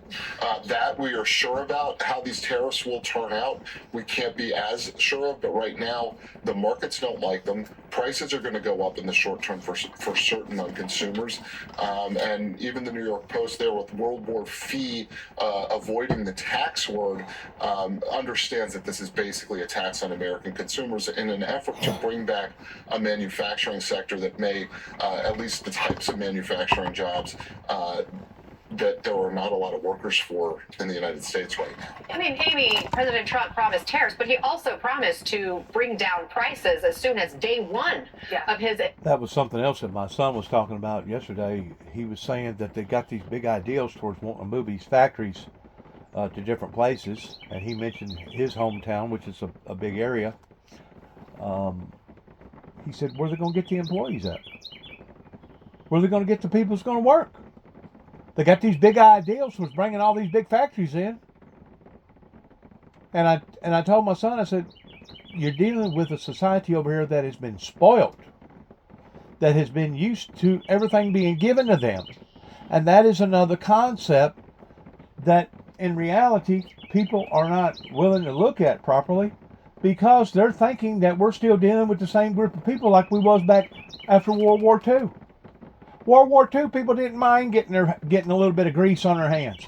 World War II, people didn't mind working and putting a little sweat on their brow, knowing that all they had to do is jump in a bathtub or take a shower and get it off. People wasn't lazy back then like they are today. People are lazy. They don't want to work. They've been used to getting their freebies, and now the freebies has turned into entitlements, or according to their way of thinking, they're entitled to all these things. That's one of the reasons why we're in the hole the way that we are. Already been taking fire when we talk about bad headlines because of the massive cuts, the slash and burn happening within the federal government. What do you see as Musk's role going forward, especially with potentially this sort of colliding of problems, or at least on the face, impacts within the American people that they don't like? I've been told he's not going anywhere, that the headlines are wrong. I mean, you saw the White House press secretary say that yesterday. Trump likes that he's kind of a foil and he's sort of the guy who's grabbing the headlines right now, and it's good and bad for him, but I think he sticks around for a little while is what I'm told. Let's talk about the Democrats, because it was kind of a big week for the Democrats in the sense that there was a boost with the Cory Booker speech on the Senate floor, this new record he sent. Then there was the Wisconsin Supreme Court election that saw the Democrat preferred candidate come out victorious. What do you see as that in terms of how it impacts the Democratic Party? Did it reset the playing field at all? So I think what you're seeing, at least as far as the special elections go, whether you're talking about the win for Democrats in Wisconsin or even the losses by smaller margins than would have been expected in Florida, win in a state Senate seat in Pennsylvania, all of that's moving toward the Democrats, and I think it's an indication of just how much Donald Trump has reached and perhaps overreached. And we expect usually in the first midterm of a new president that their party's going to lose seats in Congress. Right now, you see Donald Trump's poll numbers coming down. At the same time, you mentioned the Cory Booker speech, and he did 25 hours and brought all of that attention to trying to be the leader of an anti-Trump coalition. The Democratic coalition has basically become that. The Democrats plus some former Republicans, and that lost the last election. And I think one of the things we write about in our new book is all the lessons that can be learned from this last campaign. And one of them is if the other candidate, if the other side is offering a plan for the future, particularly an economic plan for the future, and Democrats are not offering a new vision for the future, people who want change are going to go for the person who has a plan. And they may be finding out today that that plan hurts them, that the change is bad for them. Right. But the Democrats are going to have to at some point pivot from what they don't like about Trump to what they are offering for the public for a modern vision of the American economy. Yeah, your new book also delves into some of the maneuvering behind the scenes within the Democratic Party when when they were scrambling to find a replacement for President Biden at the top of the ticket. And you're right that even President Obama still had deep misgivings about Harris and a hankering for an intra-party fight. He did not think she should be the candidate, said one confidant. He liked the idea of Michigan Governor Gretchen Whitmer at the top of the ticket and Maryland Governor Wes Moore at the bottom, a combination that would still allow Democrats to rally around a woman and a person of color, but he was mostly concerned, or mostly certain, he didn't want a coronation of Harris. Amy, tell us more about that and how it might factor into this moment and the future of the party. This is something that we uncovered. It hadn't been revealed before. Obama took a very backseat role. We saw Nancy Pelosi out there, but Barack Obama was making calls. He wanted to hear from people. He tried to call Jim Clyburn, as we report in the book, and he tried to... Let's go forward right here. Let's whiz on through this real quick and see what we can come up with right here. Let's back up. Pertaining to all these freaking storms that was busting out last night everywhere. I'm kind of interested in what all got hit and where it got hit. I'm just thank God that it didn't hit here. And I know that may sound selfish, but the fact of the matter is, don't nobody want to get hit by a tornado and everything get torn all to pieces, because it basically tears your life all to pieces. More than a dozen injured after a wave of tornadoes and severe storms ripped through the Midwest and parts of the South overnight. Take a look at this. One of these tornadoes that struck Arkansas sent debris 30,000 feet in the air. You can see another huge funnel cloud there churning straight toward a backyard. Over 300,000 people are waking up without power, and forecasters warn the threat isn't over yet, with more tornadoes and now flash floods also on the way. Let's get right to NBC's George Solis in West Paducah, Kentucky. And George, clearly that community is in a state of destruction right now. Tell us about the damage and what they're bracing for next. See, I didn't know that it hit. I knew that it was heading towards Paducah. They said it was at the airport or above the airport last night, but our power went out. I had to go back out into the storm shelter twice, and I never did know the results towards what actually occurred in Paducah, Kentucky, which is basically about an hour drive from where I live right now. So let's listen to this. Yeah, hey Anna, officials here telling us the number of tornado warnings they received was something unprecedented, something they haven't seen in decades. We're standing outside of a church here that took a wall from what appears to be a tornado, and take a look. You can actually see, look at all these cinder blocks here that were just torn down. You can see some of the metal trusses and bars here. You can see it just tore down through this wall. And again, right there, if you look at the roof there, you can see a piece of plywood that went right through it. And then just a small sample, again, what appears to be a very strong tornado that moved through this region. And officials telling us, fortunately, there were no services here, so there was no injuries. Not the case in neighboring Ballard County, where unfortunately we did hear reports of 4 people that were injured. Now, this was a family that was driving a road. They sought shelter underneath a church carport there. Officials are telling us it looks like an 8-year-old child was actually injured as this tornado ripped the windshield, almost just sucked it right out, and then some debris unfortunately struck that car. We did catch up with officials in that county about what happened there and about the destruction they're seeing. Here's what they told me.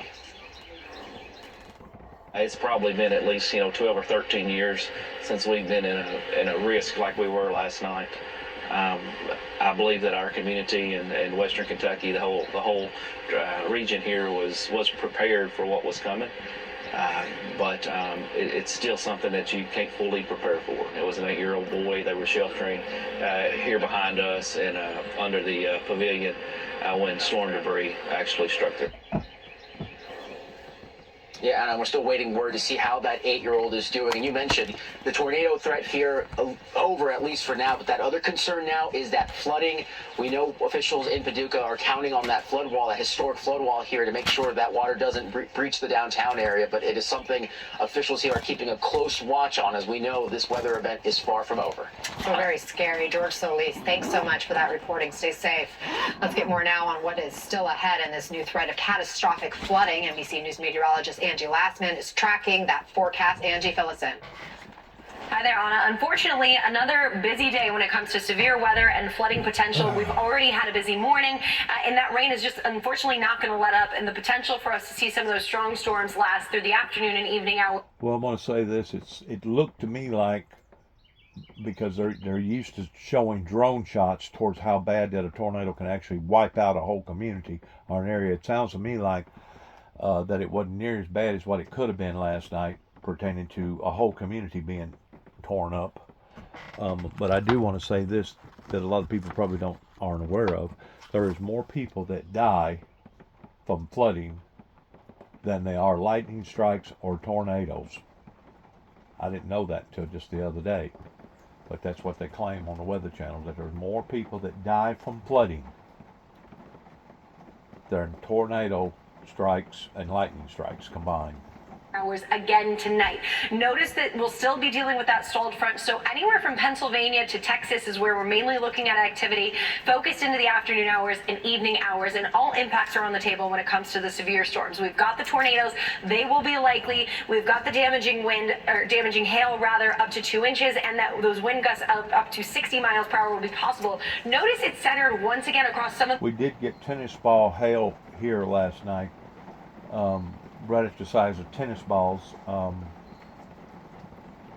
That was kind of spooky for about 3 to 5 minutes, but then it went away. But there was some big hailstorms in northwest Tennessee last night. Similar areas that dealt with the same kind of potential yesterday.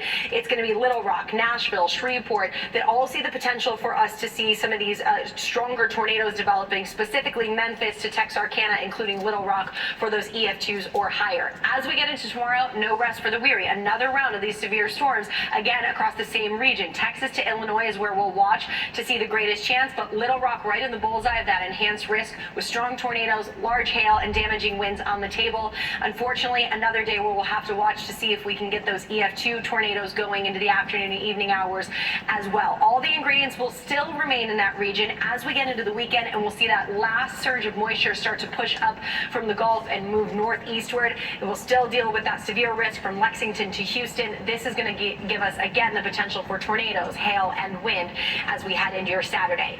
In the meantime, the flooding concern is also very real. More than 30 million people under these flood alerts this morning. We'll see the potential for up to 15 inches of rain through the weekend, Anna. That means life-threatening possible flooding across this same region, Paducah and Memphis, right in the bullseye of that. You will be busy. Angie Lastman, thanks. We're keeping our eyes on the markets as the world...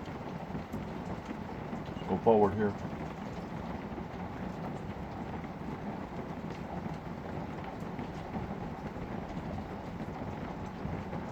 Go forward. Keep going. Keep going. Oh. Symbolic because this resolution is going nowhere in the GOP-controlled House. It also would be vetoed by President Donald Trump anyway. And most Republicans say they are willing to give Donald Trump some wiggle room to achieve his long-term trade agenda. Take a listen. Well, there could be short-term pain. What President Trump is proposing is... These people these people don't need to be in the positions that they're in. If they're saying it could be, they're out of their freaking minds. These are the very people that has got us into trouble that we're in. Keep that in mind, folks. You keep voting the same politicians in power again and again and again every year, or every election, and you wondering how come you ain't getting the right results or different results. It's no brainer.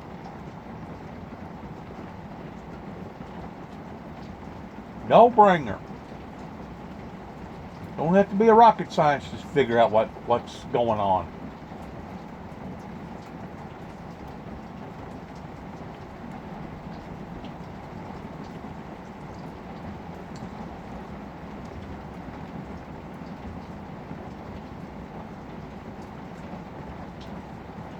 To stop deportation flights to El Salvador. Remember, on March... Keep going. 47% tariff. Cambodia faced... Back up. Right there. Very difficult. The president announced an across-the-board 10% tariff on all trading partners except Canada and Mexico, which already pay more. Commerce Secretary Lutnick talked about what the president hopes to accomplish with these moves. It's time to change the rules and make the rules be stacked fairly with the United States of America. We need to stop supporting the rest of the world and start supporting American workers. The president also imposing what he calls reciprocal tariffs on dozens of countries. The White House says they're ripping off the U.S. China is facing new 34% tariffs on top of the 20% tariff already in place. All products from the European Union now face a 20% import tax. Some of the countries hit hardest are among the world's poorest. Vietnam facing a 46% tariff. Madagascar facing a 47% tariff. Cambodia facing a 49% tariff. The tax on imports affecting everything from clothing and computers to toys and televisions. In addition to these new tariffs, a 25% tariff on imported vehicles went into effect at midnight. Business owners are now trying to figure out how to deal with this new policy. So we're looking at a huge increase in costs that we will have to figure out how to absorb as a business. And we are trying to do this by cutting our operations and labor costs down in order to not completely gouge our customers. With us now, NBC News senior White House correspondent Garrett Haake, NBC News. Which in a lot of cases is basically impossible without the consumer eating it, which they always pass it down to the consumer. Everybody knows that. I mean, whenever you're in the working force right now, by the time you get through paying your taxes and your insurance, you basically lost about half of the money that you thought that you was earning. In other words, if you're making $100,000 a year, in actuality, you're only making about 50. Now you tell me that something isn't broken in America whenever you have this type of travesty that's going on towards hurting our own people. News senior business correspondent Christine Romans and Michael Froman, former U.S. Trade Representative who is now President of the Council on Foreign Relations. Christine, so let's just talk about at this moment, what is it that we're seeing not only in the stock market but across the country? Well, I'm looking down because I'm reading a memo from the Stellantis, the automaker, saying that it's pausing some production in Mexico and Canada, and because of that, the parts that are coming from there come to the United States. So 900 U.S. auto workers will also lose work right now while they're trying to figure out how to get through all of this. So you're already seeing sort of the reaction here because overnight, of course, those auto tariffs went into effect. And in terms of anybody who's got exposure to the stock market, you're feeling it today. 62% of Americans, according to a recent Gallup poll, have stocks in one way, shape, or form, and those are down pretty dramatically. And some of these companies are down just 6, 7, 8, 9%. These are big moves here. Companies with exposure to global supply chains, and some of these are also big employers in the U.S. So there's just a lot of moving parts here, and I would just say, I don't want to get too market wonky, but everything is moving. The dollar is down. Bond yields are falling. You've got world markets that are falling. You've got oil prices that are falling. So this is really a global reaction to a shock. The president's tariffs will be a shock to the global trading system as we know it. We know, of course, that's on purpose. The president wants to do that. He wants to go back to reindustrialize the United States. In the near term, it's definitely a dramatic reaction for both consumers, for businesses, and for any investors. So leads to another question. Who exactly is being liberated here?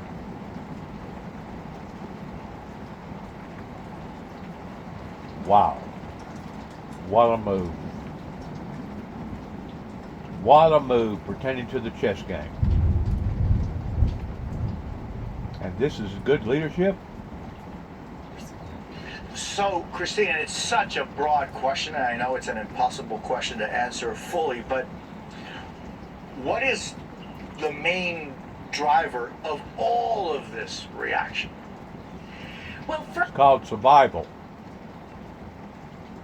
They're trying to survive and keep their heads afloat pertaining to the richest of the rich, pertaining to the one percenters, your mega companies out there.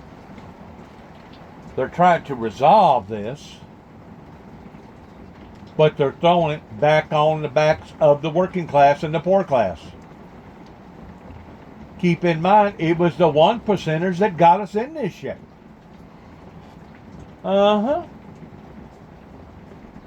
And now they got everybody in between a hard place and a rock, and they're still not doing the proper things. First, it was uncertainty. That's what we've seen for the whole beginning of the year. The first quarter was the worst quarter in 2 or 3 years because of just the uncertainty, the on again, off again nature of these tariffs. This reaction is to the shock of it, that it is not a 10 to 20% blanket tariff on these countries. It is 30, 40, 50% on some countries. China's tariff is now much, much higher than it's like 54% now. You look at Vietnam and Cambodia, those are relatively small countries with very small economies with real exposure here and a lot of manufacturing that is likely to be disrupted here. So there's just, it's the scope of it, it's this, they call them reciprocal tariffs, they're not really, but these 60 other tariffs they put on are a lot more dramatic, I think, than many people had thought they would be. So my question is this: how come America can't default?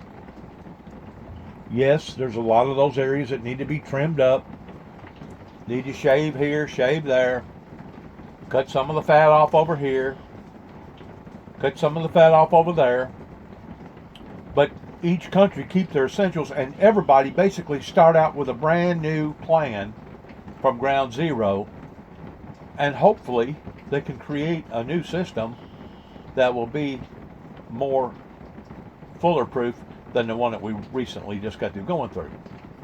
How come all the nations can't pull together in making that decision? Because basically what you're going to create here is a cluster that's going to come back and hurt people more than helping them. And whenever I talk about being cuts, trimming here, trimming there, that needs to be done across the board, all over the planet. I'm pretty sure you got just as many people that are doing improper things or wrong things over in China, just like the oligarchs that's wanting to pick on their own citizens over there. You know, America don't have nothing against the citizens of Russia. We don't have nothing against the citizens of China.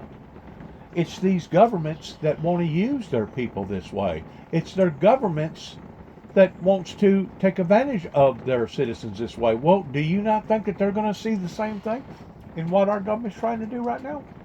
Huh? Sure they are. So the pot can't call the kettle black now, can it? Whenever it comes to other countries wronging their citizens versus how that this country is now approaching towards wanting to wrong their citizens.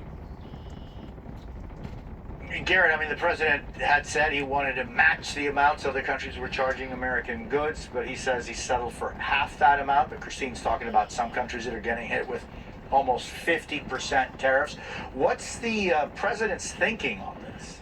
Jose, these are not reciprocal tariffs by any common sense definition of that phrase. They don't do what the president says they do because they don't just match tariffs, which in other countries are often put on an industry or goods specific basis.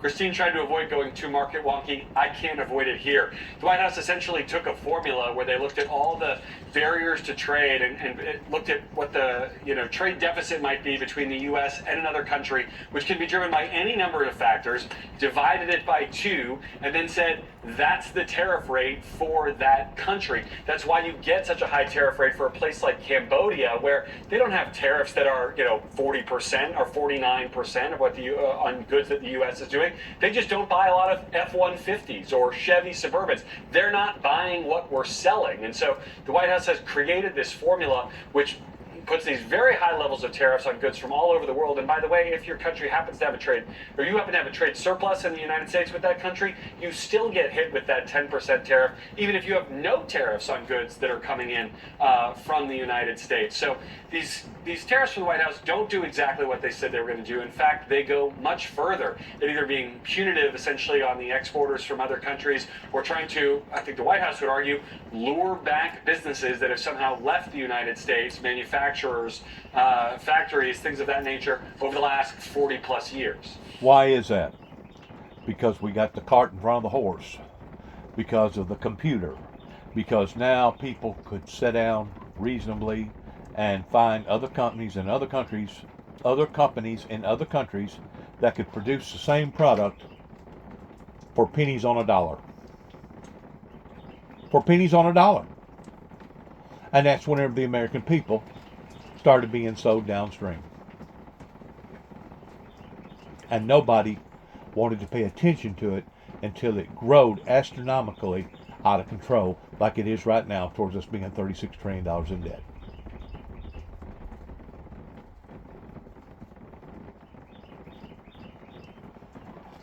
You know, Garrett and Christine talk about market wonky or not. Mike, when you and I spoke about 24 hours ago, we didn't really know what exactly the president was going to do, what his percentages were, what the tariffs were going to be where. Now, being more market wonky, what do you see as what this tariff process and proposal is? Well, look, the best case scenario is that it's the opening bid of a series of negotiations where the president will use these tariffs as leverage to get other countries to come to the table and reduce their barriers to American exports. But as Garrett said, it includes countries that have no tariffs on us, and they may have some non-tariff barriers. By the way, we have a lot of non-tariff barriers on imports into the United States as well. At least we have some. And what does that mean? What's a non-tariff barrier? It can be a regulation. It can be a standard. It can be we're not going to let certain. Some countries don't let us export certain seeds or certain food because it's been made genetically modified organism, things of that sort. So it can be something other than a tariff that keeps our product out of the market. You know, in the U.S., for example, we have state-by-state rules on certain professions, like the legal profession, and so you apply for a state bar. That effectively is a non-tariff barrier because you can't just be a lawyer that comes in from Europe and practices here. So it all depends on how you count it. I think, as Garrett and Christine said, these numbers that have been put out really just look at the bilateral trade deficit in goods with a country and then puts that as a percentage over the total the total trade, and that's why we're seeing 34% on China, 20% on the European Union, and where you have no trade deficit, as Garrett said, it's 10% on everybody else. You know, the president said it's about leverage, it's about revenue, and it's about reindustrializing the United States. You can't achieve all three, I mean, by definition, because... Besides that, where are you going to come up with all the labor? These plans sound good towards building these big, humongous factories. But where are you going to get all the people to work in them?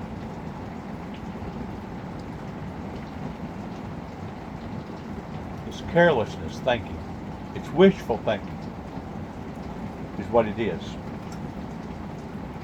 And it's only going to bring that much more misery than it is good. Because if you reindustrialize the United States, which is, I think, his ultimate goal, then you're not going to be seeing these imports, and therefore you're not going to be collecting revenue. And the $6 trillion that the administration has talked about for paying for tax cuts isn't going to be there. Right, exactly. If you're collecting $6 trillion of revenue, it means you're still importing a tremendous amount, and therefore you're not reindustrializing the United States. And right. So, caught in between a hard place and a rock. Damned if you do, damned if you don't. That's why I said what I said. You could put the Republicans in power and the Democrats in power at the same time, and nobody's going to be able to wave a magic wand over the American people's indebtedness and think that we're going to immediately get out. It ain't going to happen. And I think after today, you listening to other people's testimonies and other people's analogies, I think you pretty well get the idea. Once more, this is a 90-90 boo-boo moment for the founder of the Windmill Ministries Missions at 291 Thompson Road, Sharon, Tennessee, zip code 32555. challenge sort of figuring out what his priorities are going forward and then how to execute on that. And so when you talk about leverage, it may be the principal thesis behind all of these tariffs to go and negotiate, Mike. What are some, I mean, is that something that you think could work? So having leverage at the negotiating table, it can be very valuable. I think the challenge is, first, as we impose tariffs, other countries are likely to retaliate. Right. And the administration has said, please don't retaliate. Right. Let's just have a conversation. But they all have their own politics too. And they're Right. not going to stand by and watch the U.S. impose tariffs on their products and not take some action against the U.S. And the way they're going to see it is that once more America is acting very unfairly in trying to crawfish out of their problems by putting the burden off on everybody else. That's how they're going to look at this. And because of it, it's going to make that many more countries that much more shyer of doing business with America. Friends, this is serious. And if we don't go back, as the Bible talks about, we're fixing to be thrown off into great tribulation, regardless whether it's economical tribulation, regardless whether it's spiritual tribulation, regardless whether it's physical tribulation. We're heading down the wrong path. The other thing I would say is that the challenge of using tariffs as leverage is that once tariffs are implemented, they're actually quite difficult to get rid of because you get constituencies with vested interests in continuing those tariffs. We saw that with China in the first Trump administration. In other words, it's like you passing a law, you're passing a brand new law that this is going to be acceptable. You made that agreement, and now one day you're going to reverse it or take it away. It's almost next to impossible. Because now you're going to cause a ripple effect again. People don't want to have to deal with this type of instability. They're already dealing with their own problems in other countries in their own politics. Trump administration put tariffs on China. The Biden administration spent 3 years reviewing those tariffs, ended up not eliminating them, including tariffs on t-shirts and sneakers and things that we don't really think of as strategic or important necessarily to produce in the United States, because to look weak, to look like you were doing something in favor of China or to reduce a tariff was politically unpalatable. And so one of the challenges is if once these tariffs get implemented, very difficult. We have a 25% tariff on trucks in the United States because of the chicken war with the European Union in the 1960s. Lyndon Johnson retaliated against the Europeans for keeping our chicken out of Europe by creating a 25% tariff, and it exists 60 years later. Wow. That chicken war is still underway, in other words. Hey, Absolutely. Garrett, does the White House have concerns about a possible recession coming out of all this? Well, Jose, I'm sure this is something that has been discussed, especially given the month or so that the president's been teasing this announcement. For their official posture right now is that of a pending golden age. The president speaking about this yesterday in fairly grandiose terms from the Rose Garden. Listen to how he described what's happening next, not using the R word at all. Jobs and factories will come roaring back into our country, and you see it happening already. We will supercharge our domestic industrial base. We will pry open foreign markets and break down foreign. Where are you going to get all the laborers? Where are you going to get all the people? You're talking about a society over here that's been spoiled. You're talking about a society over here that now looks towards all these freebies being their entitlements. How are you going to change that, Mr. President? How are you going to create all these people that's going to work in all these places?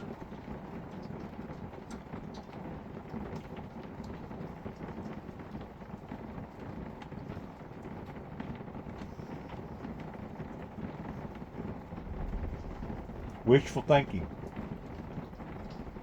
Wishful thinking. Everybody's going to have to come to the global plate, the global table, and they're going to have to decide this is what we're all going to do, and this is why we're going to do it. And let's embark on starting over, basically like starting a piece of machinery over again, cutting it off and re-cranking it. This time when we re-crank it, it needs to be cranked up in a more subtle way. That way we don't create the same problems that we created with the old system. We're going to have to create more of a foolproof system. And this is where Elon Musk pertaining to the digital age, the digital era, is supposed to come in at regarding using other means to barter with other than different type of currencies.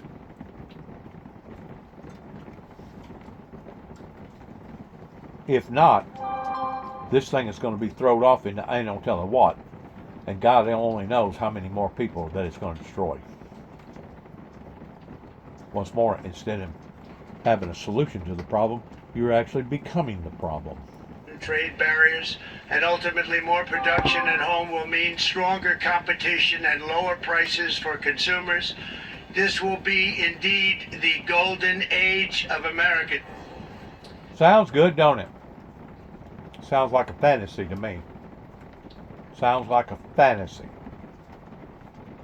I think that is the administration's best case scenario, Jose. I would say a perhaps more realistic assessment came from the vice president this morning, who in an interview cautioned that everything the administration is trying to do here about changing the way the American economy works will take a significant amount of time and clearly involve significant disruption.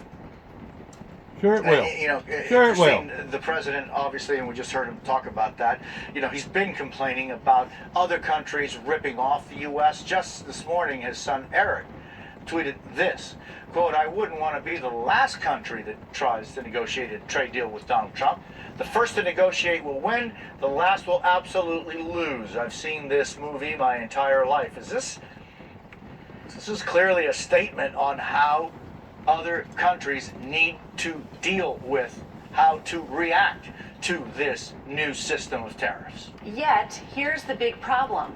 Yet, the president and Jared Kushner negotiated a new NAFTA, a new North American trade deal, just a few years ago, and now has decided that deal isn't worth the paper it's written on. And so there's a big concern among business owners and some foreign leaders. You don't know, you just don't know if Donald Trump is going to change his mind. And that's why there's sort of frozen here, many companies trying to decide what to do. To that point. In other words, it's giving the wrong images, sending out the wrong signals to other groups all over the world towards saying these people don't know their asses from a hole in the ground because they've already implemented this, and now they're saying that ain't no good. Now they're going to implement something else. Well, how can we stand on that footing if they would end up changing that again?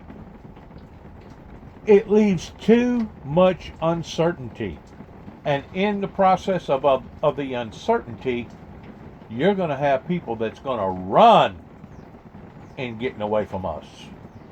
Not coming to us, but running away from us. Because these people aren't stupid. They're looking for stability. They're looking for security. They're looking for things to be stable. Because our instability over here should not be influencing their already hard times, our instability over there. Does that make any sense to anybody? Can anybody see that in the same frame of mind that I can see it and others can see it too? That point about the suckers and the losers, the United States has been taken advantage of and ripped off. It's so interesting because when you talk to foreign leaders and you talk to such... And there's no doubt we have. But we brought this upon to ourselves. And it wouldn't be fair to take the burden and place it off on everybody else to say, well, you're going to have to help bail out America because America decided to do what they've done towards basically whoring themselves out towards being free.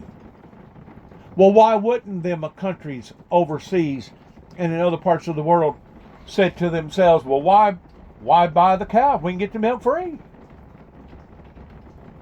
We have done this to ourselves. The politicians for the past 5 different presidencies have done this to us.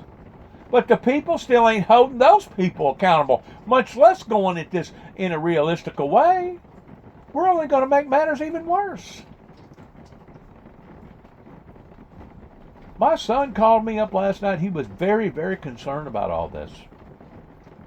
Me and him don't talk a whole lot anymore because he's afraid to talk to me because he knows that I'm in the eyes of the public eye, and he don't want to be in the eyes of the public eye, regardless whether you're running for politician, or regardless whether you're a preacher, regardless whether you're a school teacher, regardless whether you're a professor, regardless whether you're a car salesman.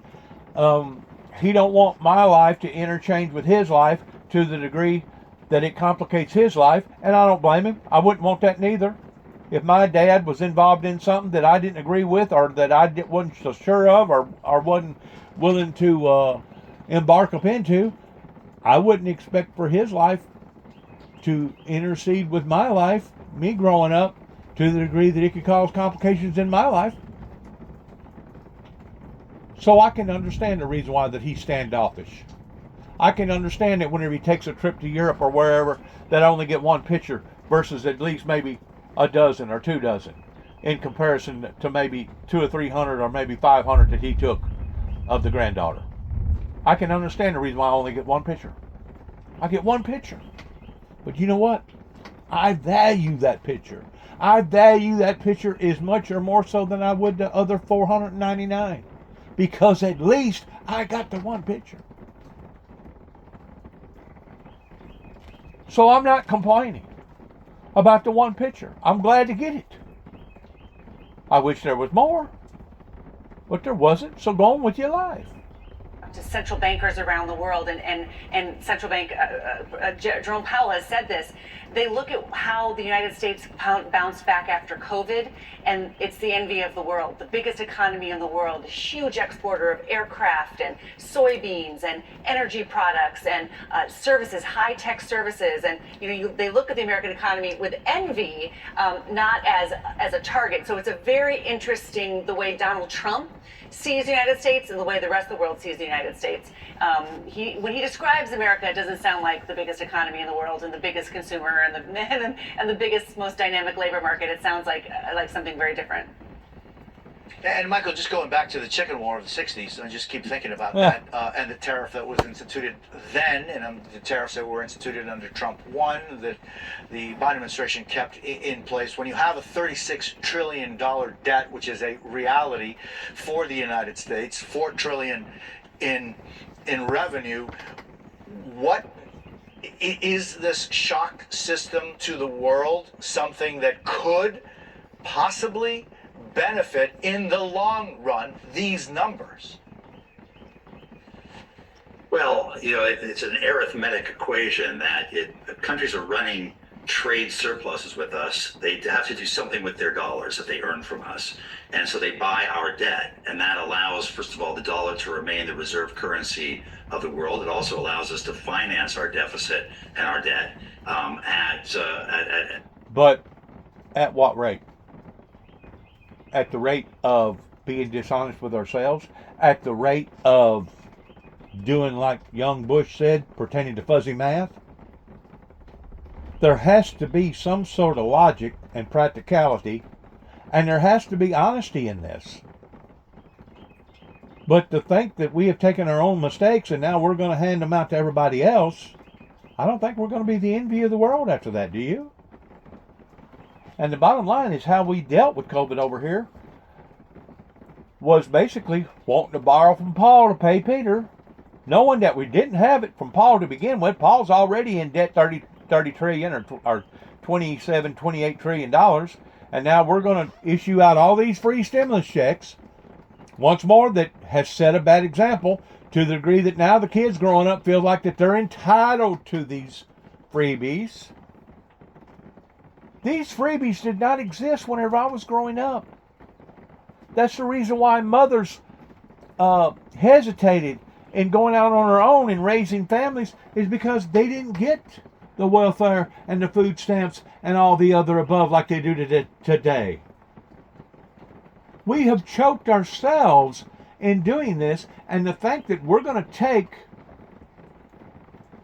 the mindset of the young youth right now and change that overnight without it being done on a supernatural level, we're only kidding ourselves. We're only fooling ourselves if we think that we can do this up onto our own. It's like trying to conform Afghanistan after staying over for 20 years And what happened to us then? We walked out 11 days later. The very people that we was at war with and they was at war with, now they laid down and surrendered. Once more, you cannot conform a person or a group of people from the outside in. Christ said, clean the cup from the inside and the outside would take care of itself. Get the mote out of your own eye to get the beam out of somebody else's. The revival, the turnaround has to begin right here. And if it don't, we're on a crash course, my friends, to total disaster. Economically disaster that could plunge this world off into a major crisis that would lead into Third World War.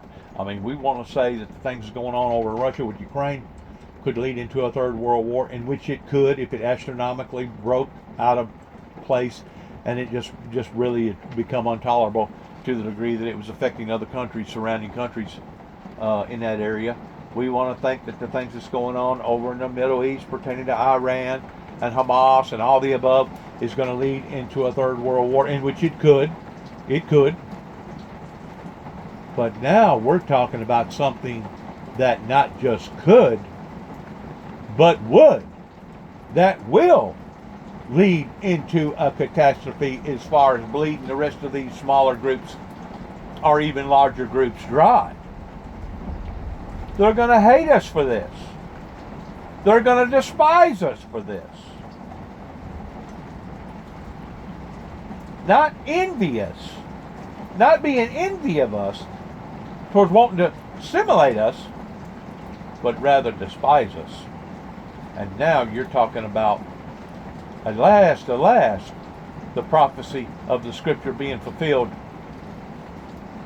of that great city that taught the whole world in exchanging of silver, gold, pearls, silk, that had fallen in an hour. The empire fell within an hour, according to the Bible. People better awaken. This thing is serious. You ain't going to get no more serious than what it is right now.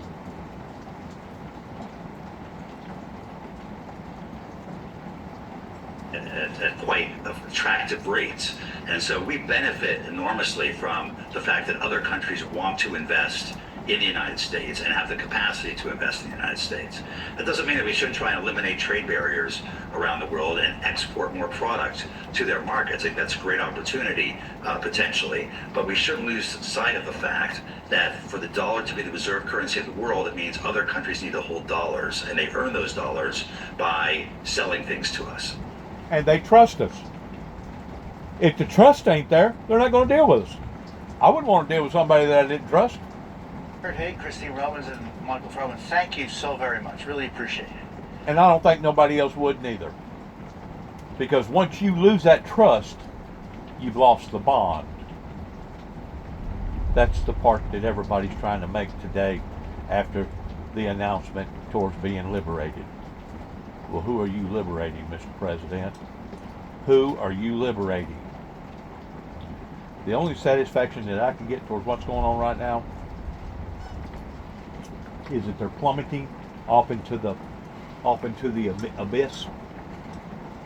Kind of like a NASCAR driver that's going around and around 210 miles an hour, and all of a sudden he realizes that his clutches went out, or all of a sudden he realizes that his gas pedal has stuck, or he realizes that the vehicle's in the red, that it's fixing to blow. The race is over. The race is over. You just was take the vehicle and throw it off into the wall because the race is over. Basically using reverse psychology in doing what he's doing right now, hoping that it would have a change of menu the way that the people can see or accept the Windmill Ministries missions in coming into play like it should have had going back into the late 80s.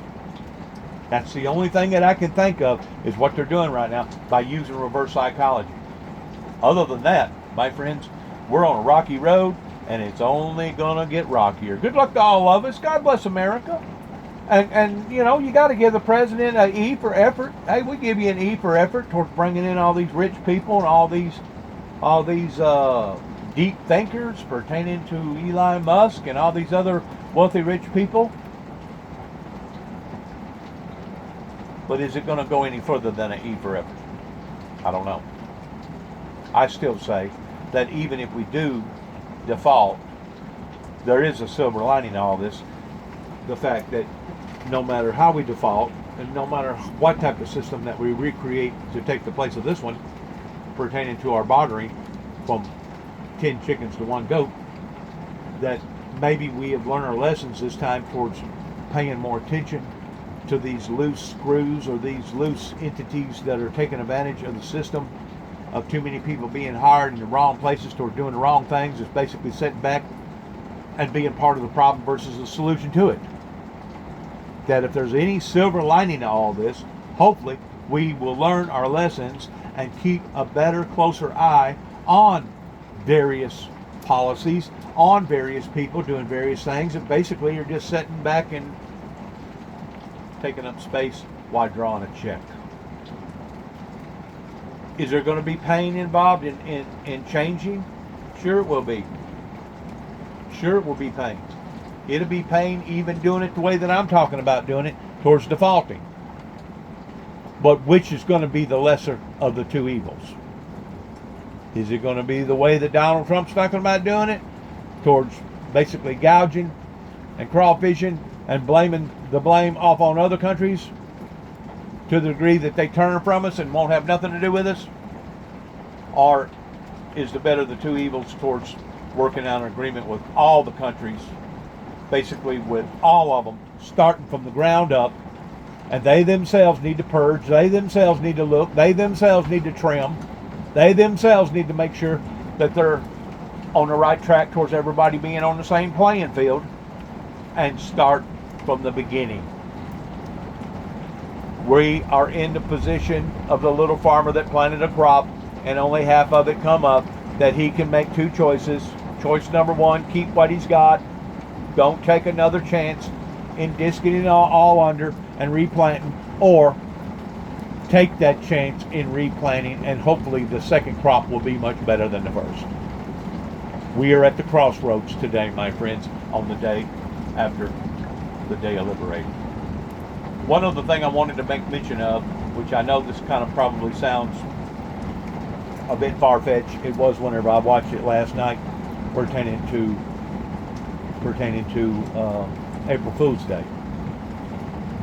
If you really dig deep into the history of before the Draconian calendar come into play,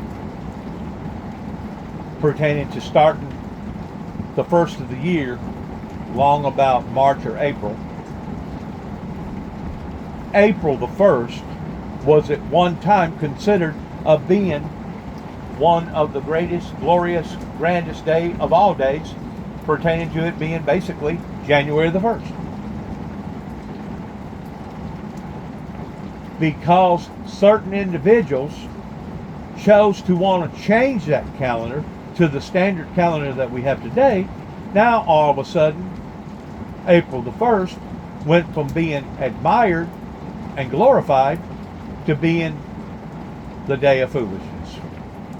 We no longer honor April the 1st towards it being the first day of the year.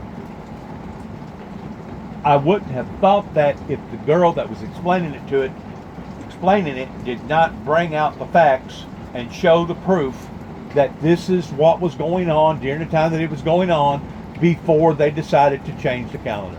And that's really one reason why the Jehovah's Witness to this day still goes by the old calendar versus the new one, is because it's more correct than the old one. And in essence, it actually is to a certain degree, because it was more in check. So whenever they tell you that Christ was born December the 25th, in actuality, he was not born December the 25th. He was born more like in the month of March, or even April or May, because that was the time whenever the sheep was bearing their little ones, And you're not going to have the sheep bearing little ones in the dead winter time.